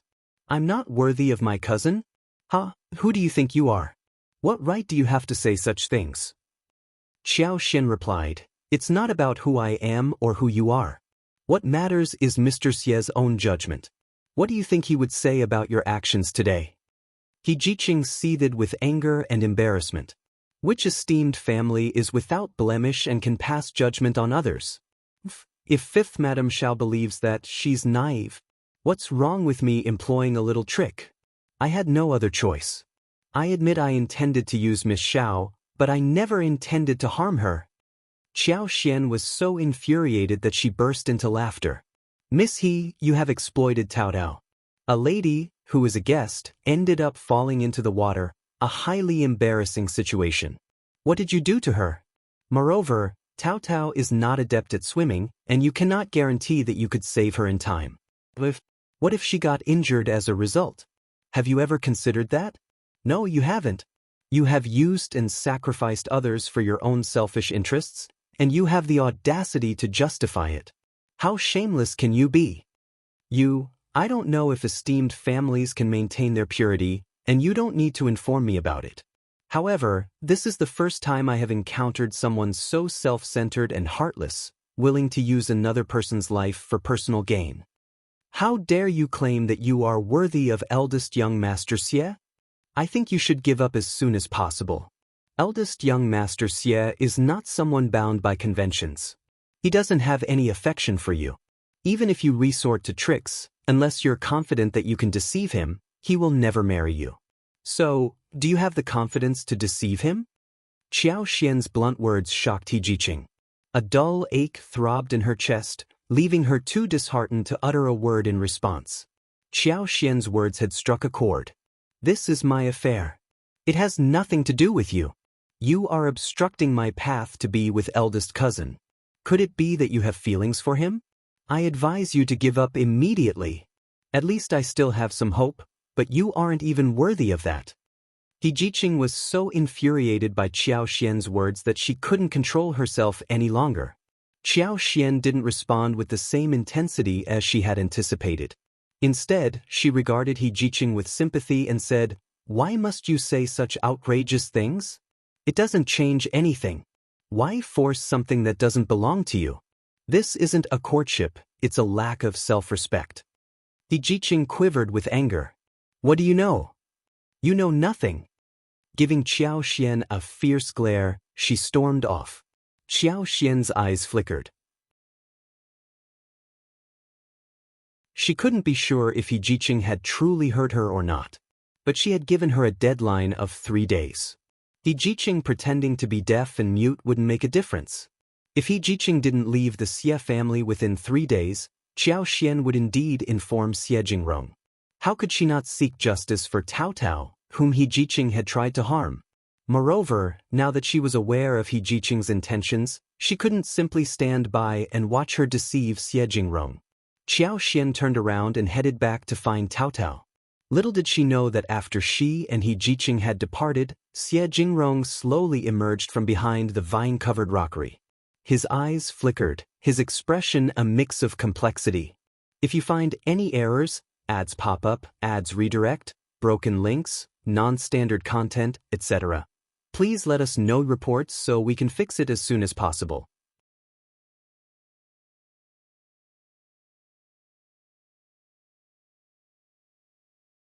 Chapter 1051, Speech.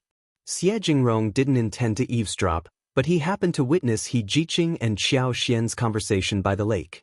He Jiqing appeared cunning and gloomy. Xie Jingrong had never held any affection for her, but his grandmother, mother, and sisters seemed to favor her, so he chose not to voice his dislike openly. Instead, he tried to avoid being alone with her whenever possible. However, he hadn't anticipated her audacity. Some time ago, during a half-drunken state after a banquet, he had briefly entertained the idea of playing a prank on her. Yet he quickly realized it was a disrespectful notion and rejected it. Since it involved her reputation, and he hadn't truly suffered any harm, he didn't disclose the incident to anyone. However, he subtly hinted at it to his grandmother. Being perceptive, his grandmother promptly decided to send He Jiqing back to her own home. It wasn't that the Xie family couldn't provide for her, but they couldn't afford to support a wicked cousin. He Jiqing kept stalling, taking advantage of her grandmother's fondness for her, attempting to delay her departure. Yet, her grandmother remained resolute. Regardless of the delays, He Jiqing would eventually have to leave. When Xie Jingrong saw He Jiqing with Qiao Xian, he grew concerned that she might harbor ill intentions towards Qiao Xian. Thus, he quietly approached her.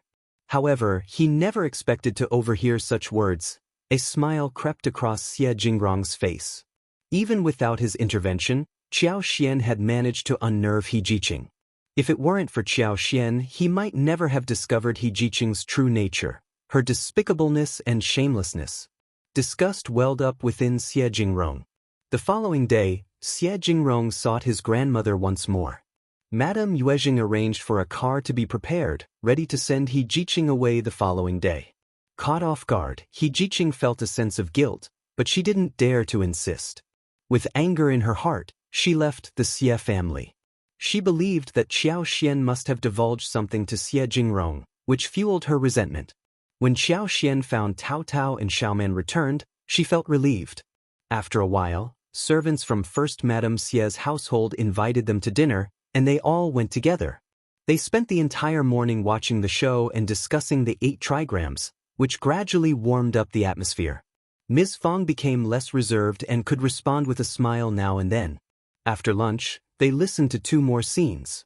As it neared 4 in the afternoon, everyone bid farewell one by one. As they left the Xie mansion and settled into the wagon, Ms. Fong and Tao Tao couldn't help but relax, feeling quite tired once they let down the curtain. Ms. Fong immediately turned to Qiao Xian and asked, "Ms. Qiao, what did you think of my performance today? Did I make any mistakes? Will people gossip about me?" Tao Tu was anxious. "And what about me, 5th sister-in-law? Don't hesitate to tell me." Qiao Xian found their concern amusing and replied, "Don't worry about me or Tao. I have always conducted myself appropriately, so who would dare to laugh at me?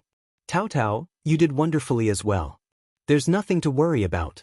We can continue doing the same in the future." "Really?" "Absolutely." "That's good," Ms. Fong said with a smile. "As long as we avoid mistakes, I can relax. But dealing with such matters is truly challenging, even more exhausting than working in the fields. Oh dear, the fewer such incidents, the better.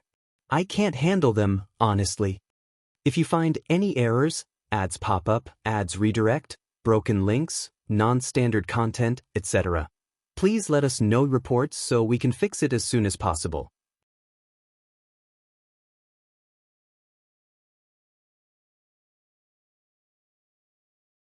Chapter 1052. Preparing to go back? Xiao Taotao grasped the point Qiao Xian made. It's even more exhausting than working in the fields.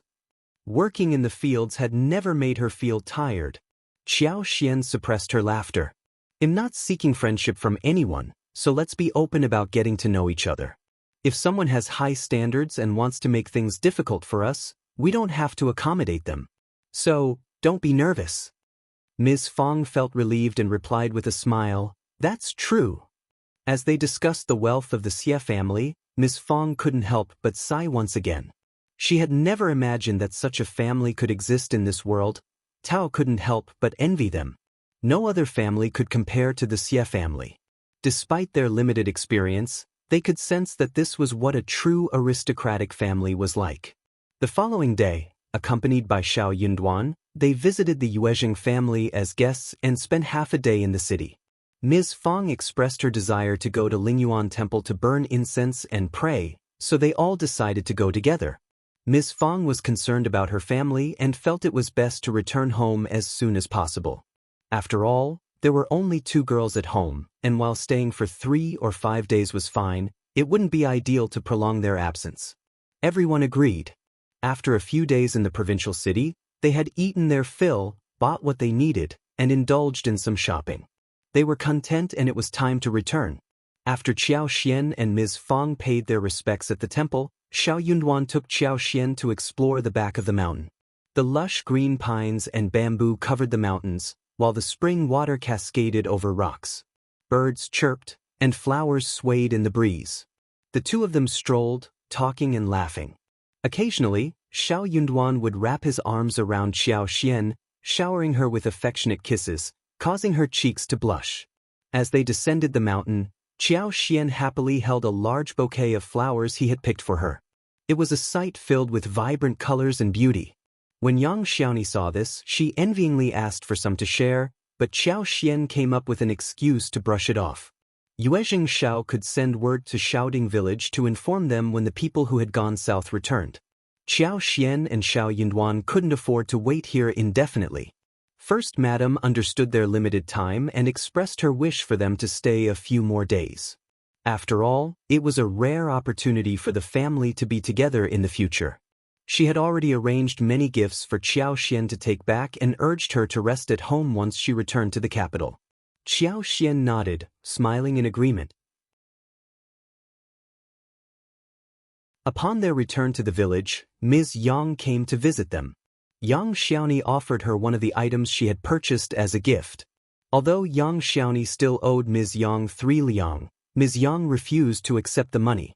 She kindly remarked that it was a small favor and didn't warrant repayment. Yang Xiaoni politely declined, expressing her gratitude with a smile. It wasn't that they were greedy for the money, but everyone in the first section of the family was well off and didn't need to be concerned about such small amounts. However, Ms. Yang's reasoning was sound, so Yang Xiaoni graciously accepted it. Yang Xiaoni gave Ms. Yang 2 packets of candied fruits, along with melon seeds and peanuts, which Ms. Yang accepted with a smile. Xiao Xian also presented Ms. Yang with a pair of silk flowers, 2 powder boxes, and a pair of silver bracelets. Since Ms. Yan had always maintained a good relationship with the first section of the family, Ms. Niu, although resentful, recognized the benefits of maintaining a positive rapport. Therefore, she refrained from scolding Ms. Yan over this matter. If you find any errors, ads pop up, ads redirect, broken links, non-standard content, etc., please let us know reports so we can fix it as soon as possible.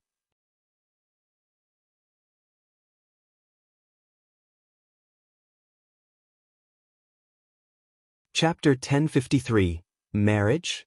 Regarding the first section of the family, they were grateful to Ms. Yan for providing them with advanced knowledge about various matters. Ms. Yan informed Ms. Fong and Xiao Xian about Xiao Erlang's upcoming marriage. This was the first time Ms. Su and Yang Xiaoni had heard about it, so they were eager to learn more. Yang Xiaoni couldn't help but complain. Finally, second uncle's marriage has been settled. Auntie Nyo keeps talking about finding good and outstanding girls from other families. Why do the girls always get chosen? Ms. Su silently agreed with a smile. In the past, she had been somewhat tempted to introduce girls from her own family to Xiao Erlang. After all, the second section of the family was now living a comfortable life. However, her timid nature held her back, and she never voiced her thoughts. Ms. Yan smiled helplessly and sighed. She was well aware of the kind of person mother-in-law was, but she couldn't openly voice her complaints. Upon hearing that Xiao Erlang's prospective wife was a widow, Yang Xiaoni was so surprised that her jaw almost dropped. Learning that she was Ms. Yanan's cousin, Yang Xiaoni smiled again. That's good, that's good. Since she's an acquaintance, she'll be able to get along well with you in the future. Ms. Fong chimed in with a smile. Exactly. I believe this marriage is the best choice. If Xiao Erlang had married a young girl, she would have been at the mercy of Ms. Nyo's bullying. But widows were different. They had experienced the ups and downs of life. With Ms. Yan's support, it would be difficult for Ms. Nyo to show off. The second section of the family kept Ms. Nyo under control to ensure peace within the household. Observing their conversation, Miss Su couldn't help but interject. Well, Auntie Nyo wasn't satisfied with many people, and she insisted on finding a good daughter-in-law for second brother Xiao. Why did she agree in the end? Ms.Yan smiled and replied, "It's fate. My cousin and my second brother met once and fell in love. Even my father-in-law liked her when my second brother expressed his desire to marry her. Mother-in-law initially refused, but she eventually gave in."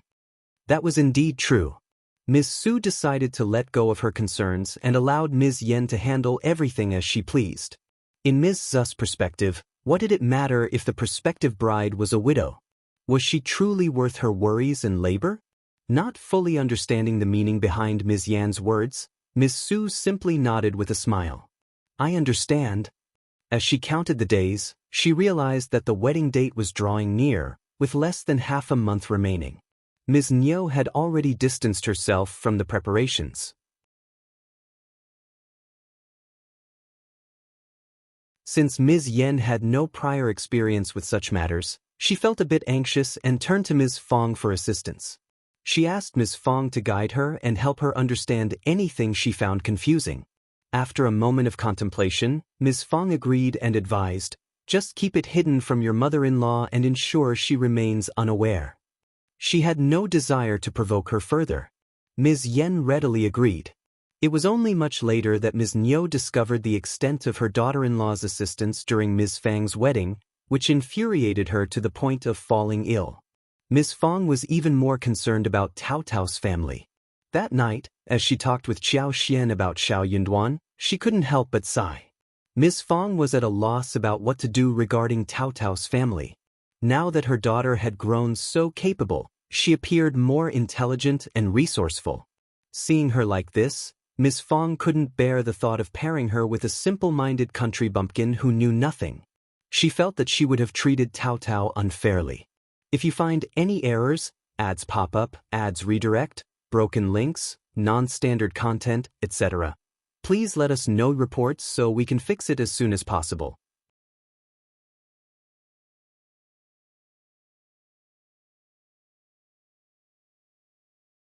Chapter 1054. Troubled. It wasn't that no one from the affluent family had come forward to reveal their intention of marriage. Therefore, Ms. Fong hesitated to respond, fearing that she might be wrongly accused. Who in such a family didn't have a suitor or a potential match?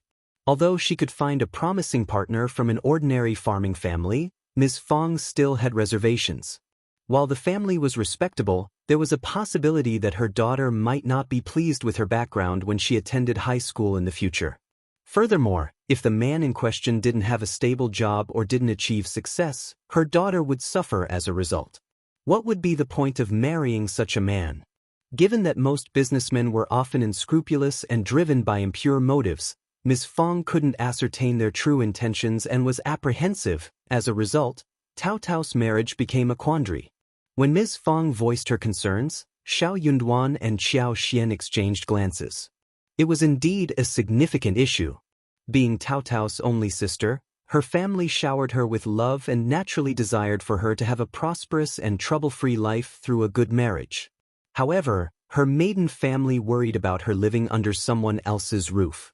What Ms. Fong hadn't disclosed to Xiao Xian and Xiao Yunduan was that during the period when they had left home and come to the capital, her eldest uncle had nearly revealed information about Tao Tao's prospective marriage. The couple from the third section had ulterior motives. They had invited her eldest uncle to a dinner and attempted to get him intoxicated. That's when they broached the topic of Tao Tao's family. Eldest uncle was so elated that he readily agreed. They were discussing a well-to-do family in the neighboring village of Ms. Ma's family. Ms. Ma had requested eldest uncle to alter the invitation before informing Ms. Fong, but eldest uncle wasn't foolish enough to disclose it to her the next day. He believed that there was nothing wrong with revealing it. The other party belonged to an affluent family and was an ideal match for Tao Tao. What could possibly go wrong?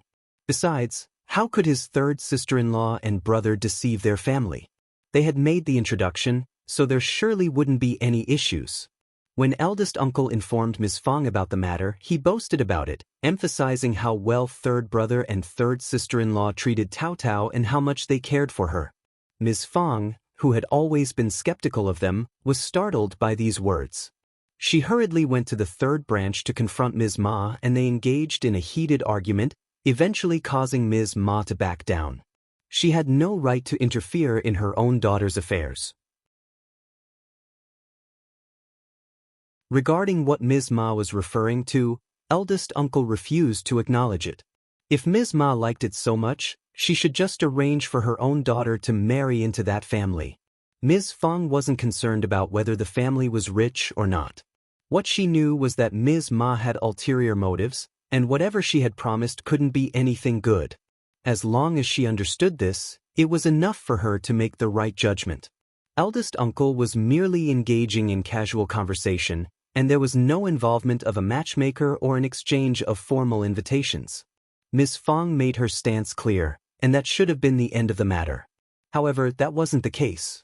Ms. Ma held a grudge and secretly wished for something unfavorable to happen.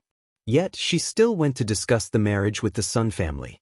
The Sun family was ecstatic and proceeded to invite a matchmaker to the first section of the Xiao family for the exchange of invitations and marriage discussions. They were eager to marry off Tao Tao as soon as possible. This greatly infuriated Ms. Fang, and she promptly asked the matchmaker to leave, stating that it was all a misunderstanding. What marriage? Absolutely not. If you find any errors, ads pop up, ads redirect, broken links, non-standard content, etc., please let us know reports so we can fix it as soon as possible.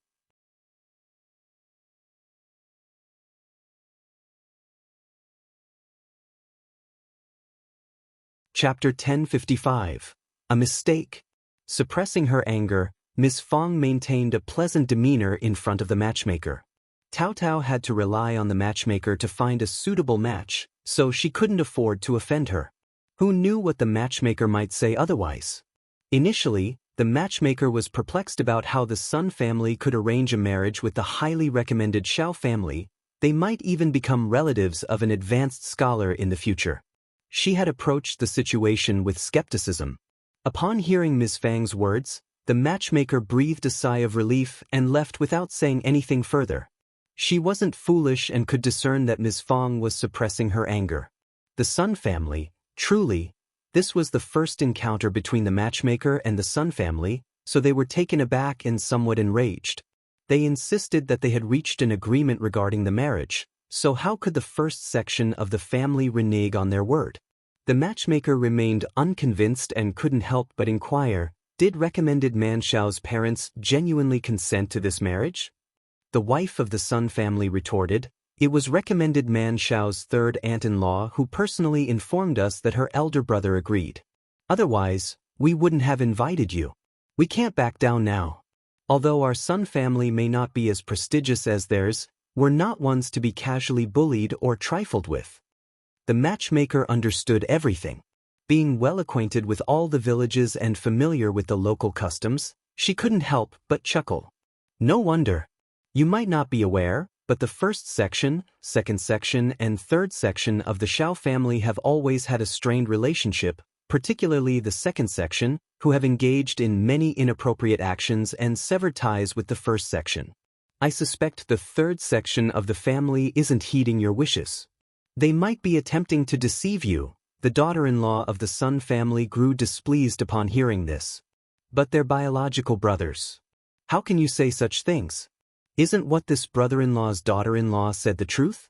It doesn't make sense. Observing the tension, the matchmaker pursed her lips and refrained from further comments.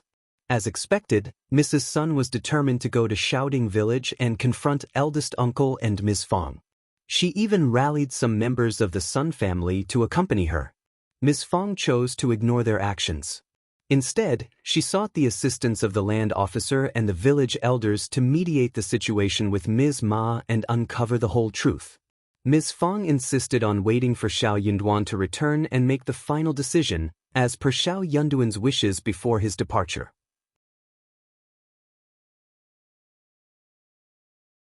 He had made it clear that he wouldn't consider marrying Tao Tao until his return. As Tao Tao's mother, Ms. Fang was in the dark about the entire situation. However, Ms. Ma, being Tao Tao's aunt, had already made the promise. It simply didn't make sense. If Ms. Fong wasn't present, eldest uncle might have given in to Ms. Ma and third uncle's demands. But with Ms. Fang's presence, he couldn't side with his wife. Therefore, he decided that they would discuss the matter when Xiao Yunduan returned.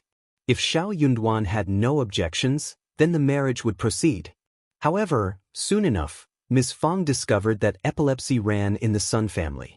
Members of the Sun family, including Madame Sun's father-in-law, Madame Sun's husband, and the intended groom for Tao Tao, all suffered from this illness.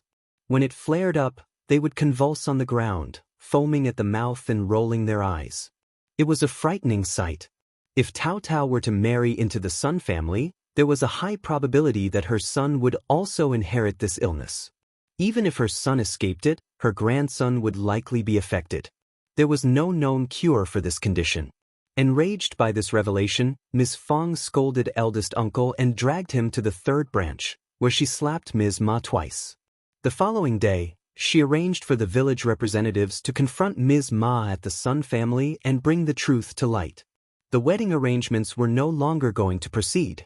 If you find any errors, ads pop up, ads redirect, broken links, non-standard content, etc., please let us know reports so we can fix it as soon as possible.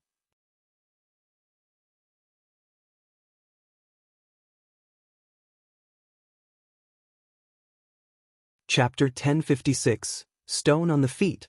It was out of the question for Tao Tao to marry someone afflicted with an illness. Were the Sun family taking advantage of the fact that there were no influential figures in Xiaoding Village? The village chief and elders of Xiaoding Village were also incensed.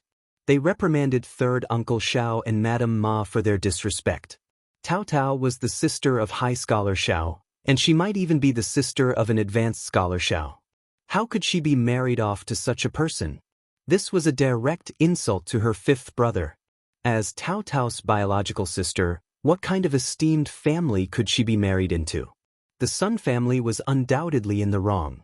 Moreover, the marriage had never been finalized, it was merely mentioned informally. If the Xiao family was unwilling, then it wouldn't happen. No one could argue otherwise. The Sun family displayed great arrogance. Madame Sun even shouted, "There's nothing wrong with our family. If you break your promise like this, it will tarnish your daughter's reputation. In the future, if you can't find a suitable family, come back and seek us out. It won't be so easy then." Ms. Fong was infuriated but couldn't help but burst into laughter. "Don't worry, my daughter isn't concerned about getting married. And who are you to question my integrity? Go confront whoever fed you this information." Throughout history, when it comes to marriage, it has been the parents who act as matchmakers. I have never heard of parents being bypassed, only for the neighbor's aunt to have the final say. What a ridiculous notion. Ms. Ma interjected, "Sister-in-law, you can't say that. Elder brother has already agreed to it." Ms. Fong retorted sharply, "Our families are worlds apart, or do you think I'm unaware of that? Did you forget about me when I'm away from home? You may inform your elder brother, but why did you hide it from me? I explicitly told you not to mention it again, yet you still came to my house to sow discord. What are you trying to achieve?" Ms. Fong sneered as she pointed at Ms. Ma and addressed Mrs. Sun, "My sister-in-law hails from a respected family, and her son is a promising scholar. He has a bright future ahead of him. If you're curious about their opinion, why not ask her? If she's so content with your family, she'd likely be willing to marry off her own daughter." Ms. Ma was taken aback. "What are you talking about? You don't want to?" Ms. Fang's anger flared even higher. "If you're unwilling, how dare you claim that you're acting in Tao Tao's best interest? Our Tao Tao has a brother who's on his way to becoming an advanced scholar. Isn't he more suitable than your daughter?" "You!" Ms. Fang's words ignited a furious response from Ms. Ma. Mrs. Sun's eyes gleamed with excitement as she looked at Ms. Ma, feeling a surge of confidence. She dared not entertain thoughts about the first section of the Xiao family. If Ms. Fong didn't agree, then recommended man and the advanced scholar wouldn't agree either. Moreover, the entire Xiaoding village would rally behind them. Most importantly, there had been no formal exchange of invitations between their families, and Ms. Fong had never given her consent to this marriage. Tao Tao wasn't the least bit concerned about her reputation being affected. Mrs. Sun couldn't intimidate her. So what if she refused to give up? Though she was quite adept at causing trouble, little did she expect that the Fong family would stir up even more trouble. She couldn't emerge victorious, however, since Ms. Ma had brought up the topic of marriage. It was only natural for her to seek clarification, right?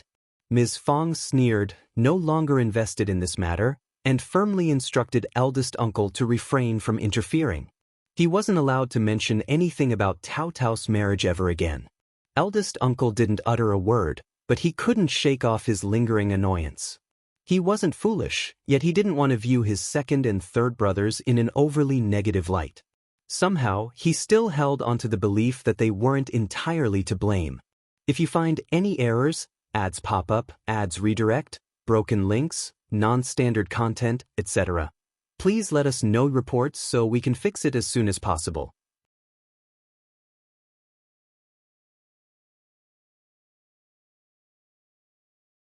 Chapter 1057. Sad and disappointed? Every time something occurred, eldest uncle convinced himself that his brothers didn't intend it, that they must have had their reasons. Perhaps they were unaware of how things would escalate and didn't mean any harm. After all, despite women being known for their pettiness and scheming, the three of them were blood relatives. In their youth, second brother and third brother had respected and listened to him so much. Though they often quarreled, they never dared to lay a hand on him. He would always step in to mediate. Those were good times. How did it all change? He refused to believe it, or rather, he didn't want to believe it. Yet, with each passing event, his confidence teetered on the brink of collapse.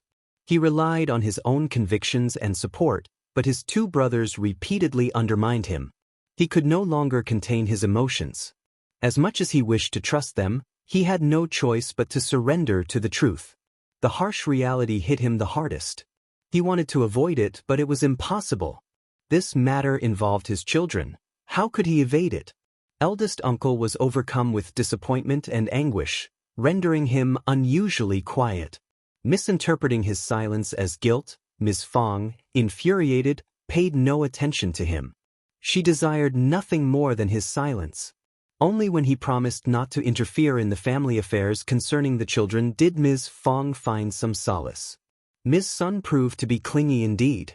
While Ms. Fong observed the unfolding drama from the sidelines, she gathered her composure and made sure Ms. Ma faced the consequences.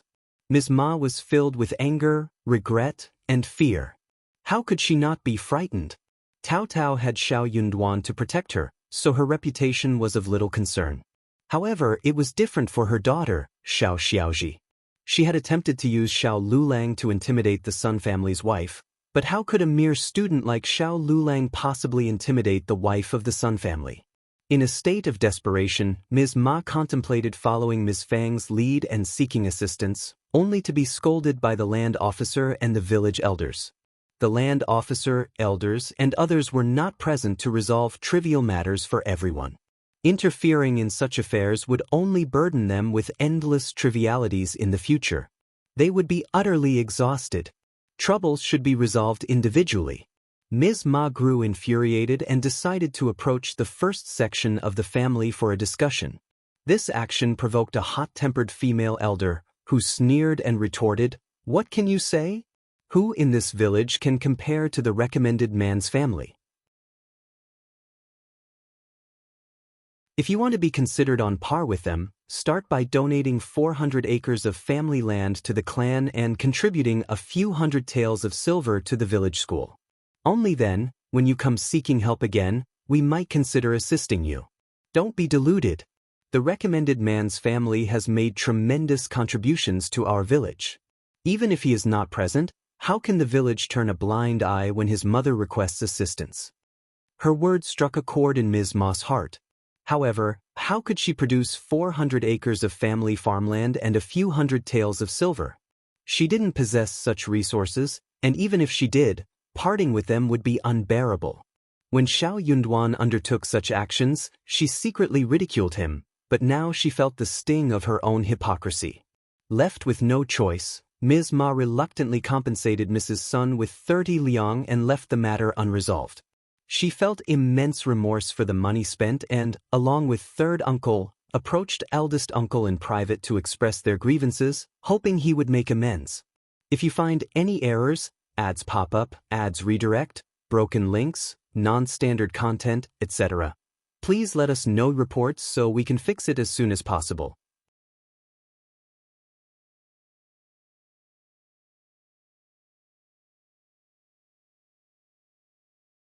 Chapter 1058, Waiting? But eldest uncle informed them that he had no money and that all the money in the household belonged to Ms. Fong. As a result, they hesitated to ask Ms. Fong for it, fearing they might face physical retribution. Ms. Ma and third uncle grew even more frustrated. They didn't dare to approach Ms. Fong for the money. They would likely end up enduring a few slaps instead. Ms. Fong, aware of their loss of 30 liang, coldly smiled and felt a sense of relief. Since she had recently severed ties with the second section of the family, it wasn't the right time to cut off her relationship with the third section. Thus, Ms. Fong chose not to mention it.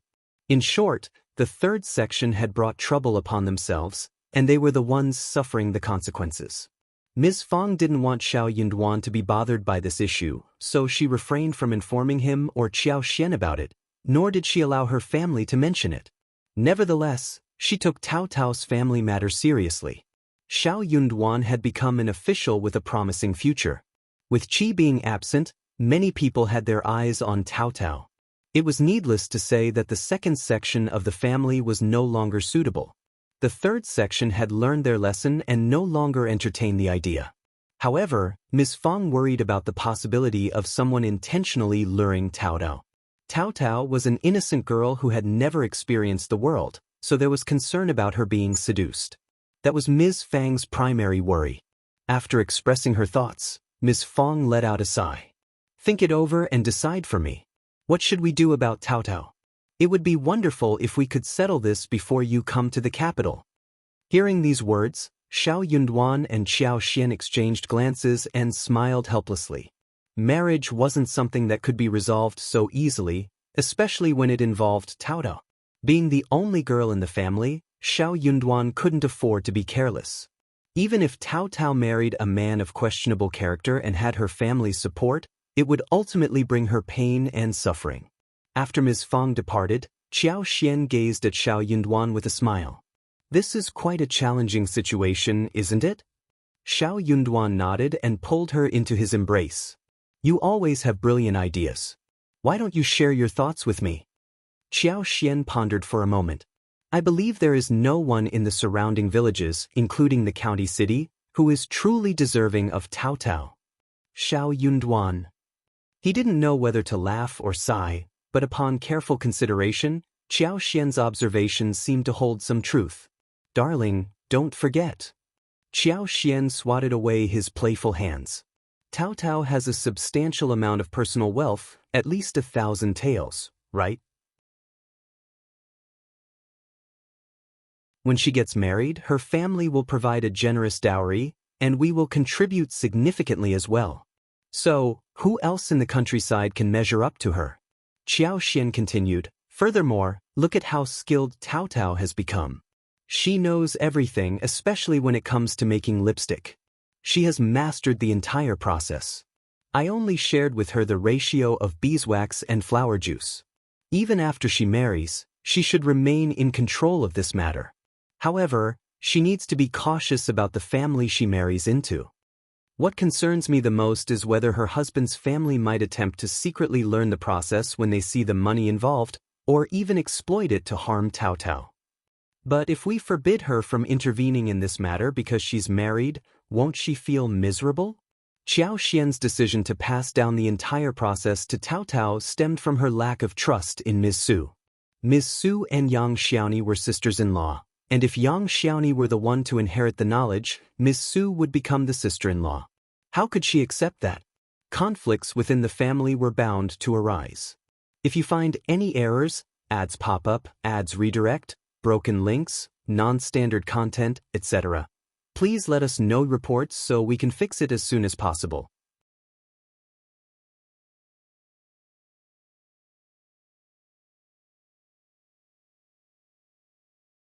Chapter 1059.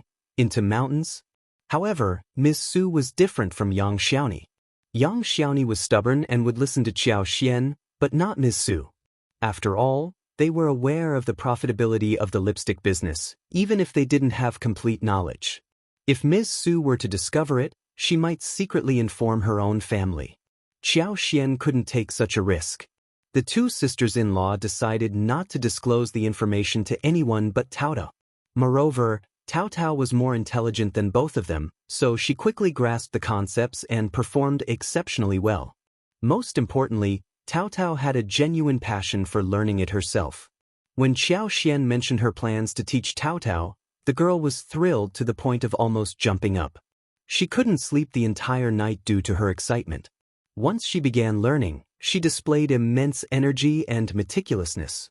Tao Tao possessed inherent intelligence that should not have gone to waste. Qiao Xian had no regrets about imparting this skill to her. After all, would it be beneficial for Tao Tao to spend her whole life solely engaged in farming, household chores, child-rearing, and catering to men's needs? The couple contemplated for a while and finally informed Ms. Fang that Tao Tao was only 16 years old, so she was still quite young. They suggested waiting for another 2 years or so. Should they continue searching within the next 2 years? Perhaps they would find a suitable candidate? If, within the next 2 years, they couldn't find an ideal match, they would settle for someone who met about 60% to 70% of their expectations. Ms. Fang understood that this matter couldn't be resolved immediately, so she sighed and had no other choice. However, when Tao Tao learned about it, she blushed and secretly confided in Qiao Xian that she didn't want to get married so early. Hearing this, Qiao Xian took the opportunity to have a heart-to-heart conversation with her. She encouraged Tao Tao to express her thoughts about marriage to her mother.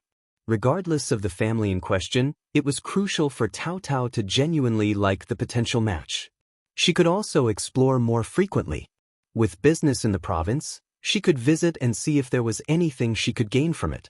However, she had to be cautious and not easily fall prey to deception. When venturing out in the provincial city, she shouldn't go alone. He proceeded to enlighten her about the tricks employed by swindlers and scoundrels. Tao Tao felt a bit dizzy and even more embarrassed. Nevertheless, she nodded earnestly. Fifth sister-in-law was correct. This was her personal matter. How could she not take it seriously? It would determine the course of her life.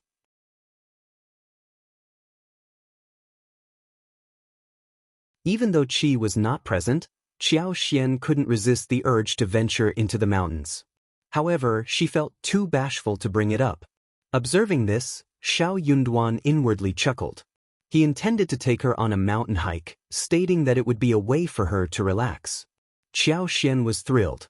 This was the season for an abundance of bamboo shoots, mushrooms, and ripe wild fruits, making it an opportune time to gather them. The mountains were teeming with countless wild fruits and berries, many of which lacked proper names. They were simply referred to in the local dialect, casually and nonchalantly. However, these wild fruits had delightful flavors. They were tangy and sweet, juicy and succulent, soft and sweet, or possessed a unique, refreshing taste. Every ripening season, they enticed numerous children from the village to venture into the mountains for picking. Of course, the village children usually didn't stray too far into the mountains. Given Qiao Xian's ability to cultivate anything within her space, she planned to grow some fruit trees and shrubs as well. If you find any errors, ads pop up, ads redirect, broken links, non-standard content, etc., please let us know reports so we can fix it as soon as possible.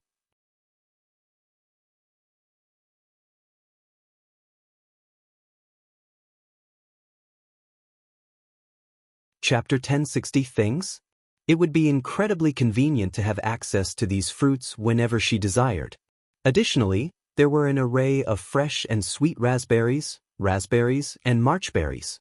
There were also ground twists, milk fruits, goat milk fruits, ground loquats, sour dates, glutinous rice noodles, cold rice lumps, and more.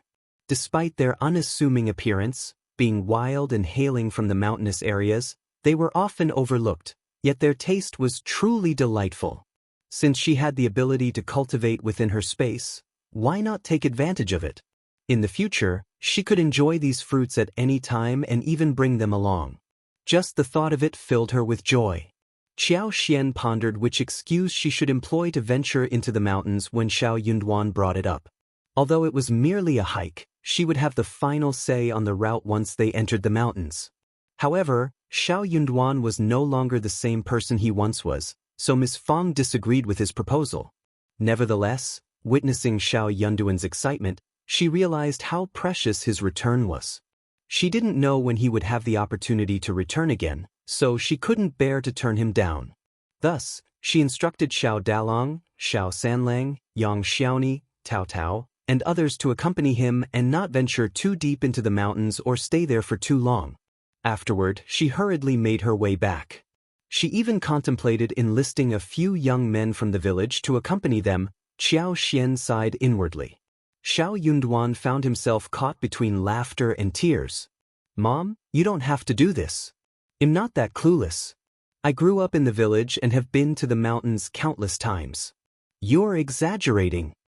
However, Ms. Fang insisted, "You're not the same as before. You're not the same as before. You used to stumble, but now you can't afford to stumble. What if something unfortunate happens?" No, I'm just being silly. It doesn't count." Xiao Dalong and Xiao Sanlang concurred with Ms. Fang's sentiments. She gazed at Xiao Yunduan as if he were a delicate treasure. Xiao Xian couldn't contain her amusement any longer and playfully winked at Xiao Yunduan. The young official, the hope of the entire village, truly lived up to his noble status. How could she possibly compare? In the end, despite Xiao Yunduan's insistence, they decided against summoning the villagers. However, Xiao Dalong, Xiao Sanlang, Yang Xiaoni, and the others were required to accompany them and were prohibited from staying in the mountains for too long. Xiao Yunduan had no choice but to agree. As they ventured into the mountains, Xiao Xian's spirit soared. She found delight in every corner and wore an unwavering smile. Tao Tao, Yang Xiaoni, and the others were equally joyous.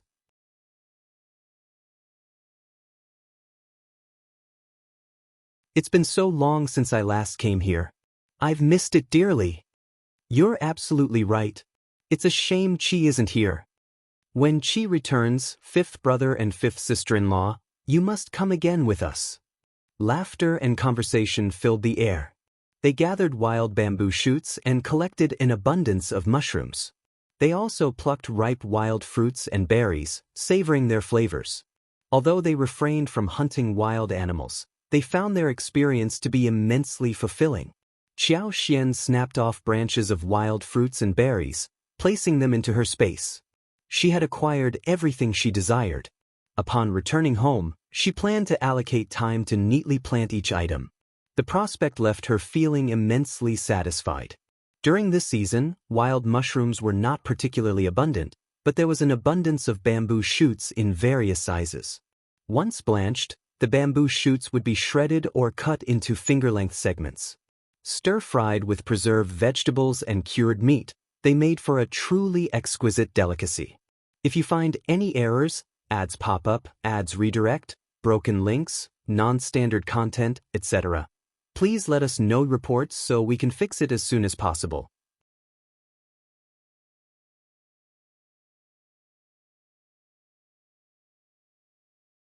Chapter 1061.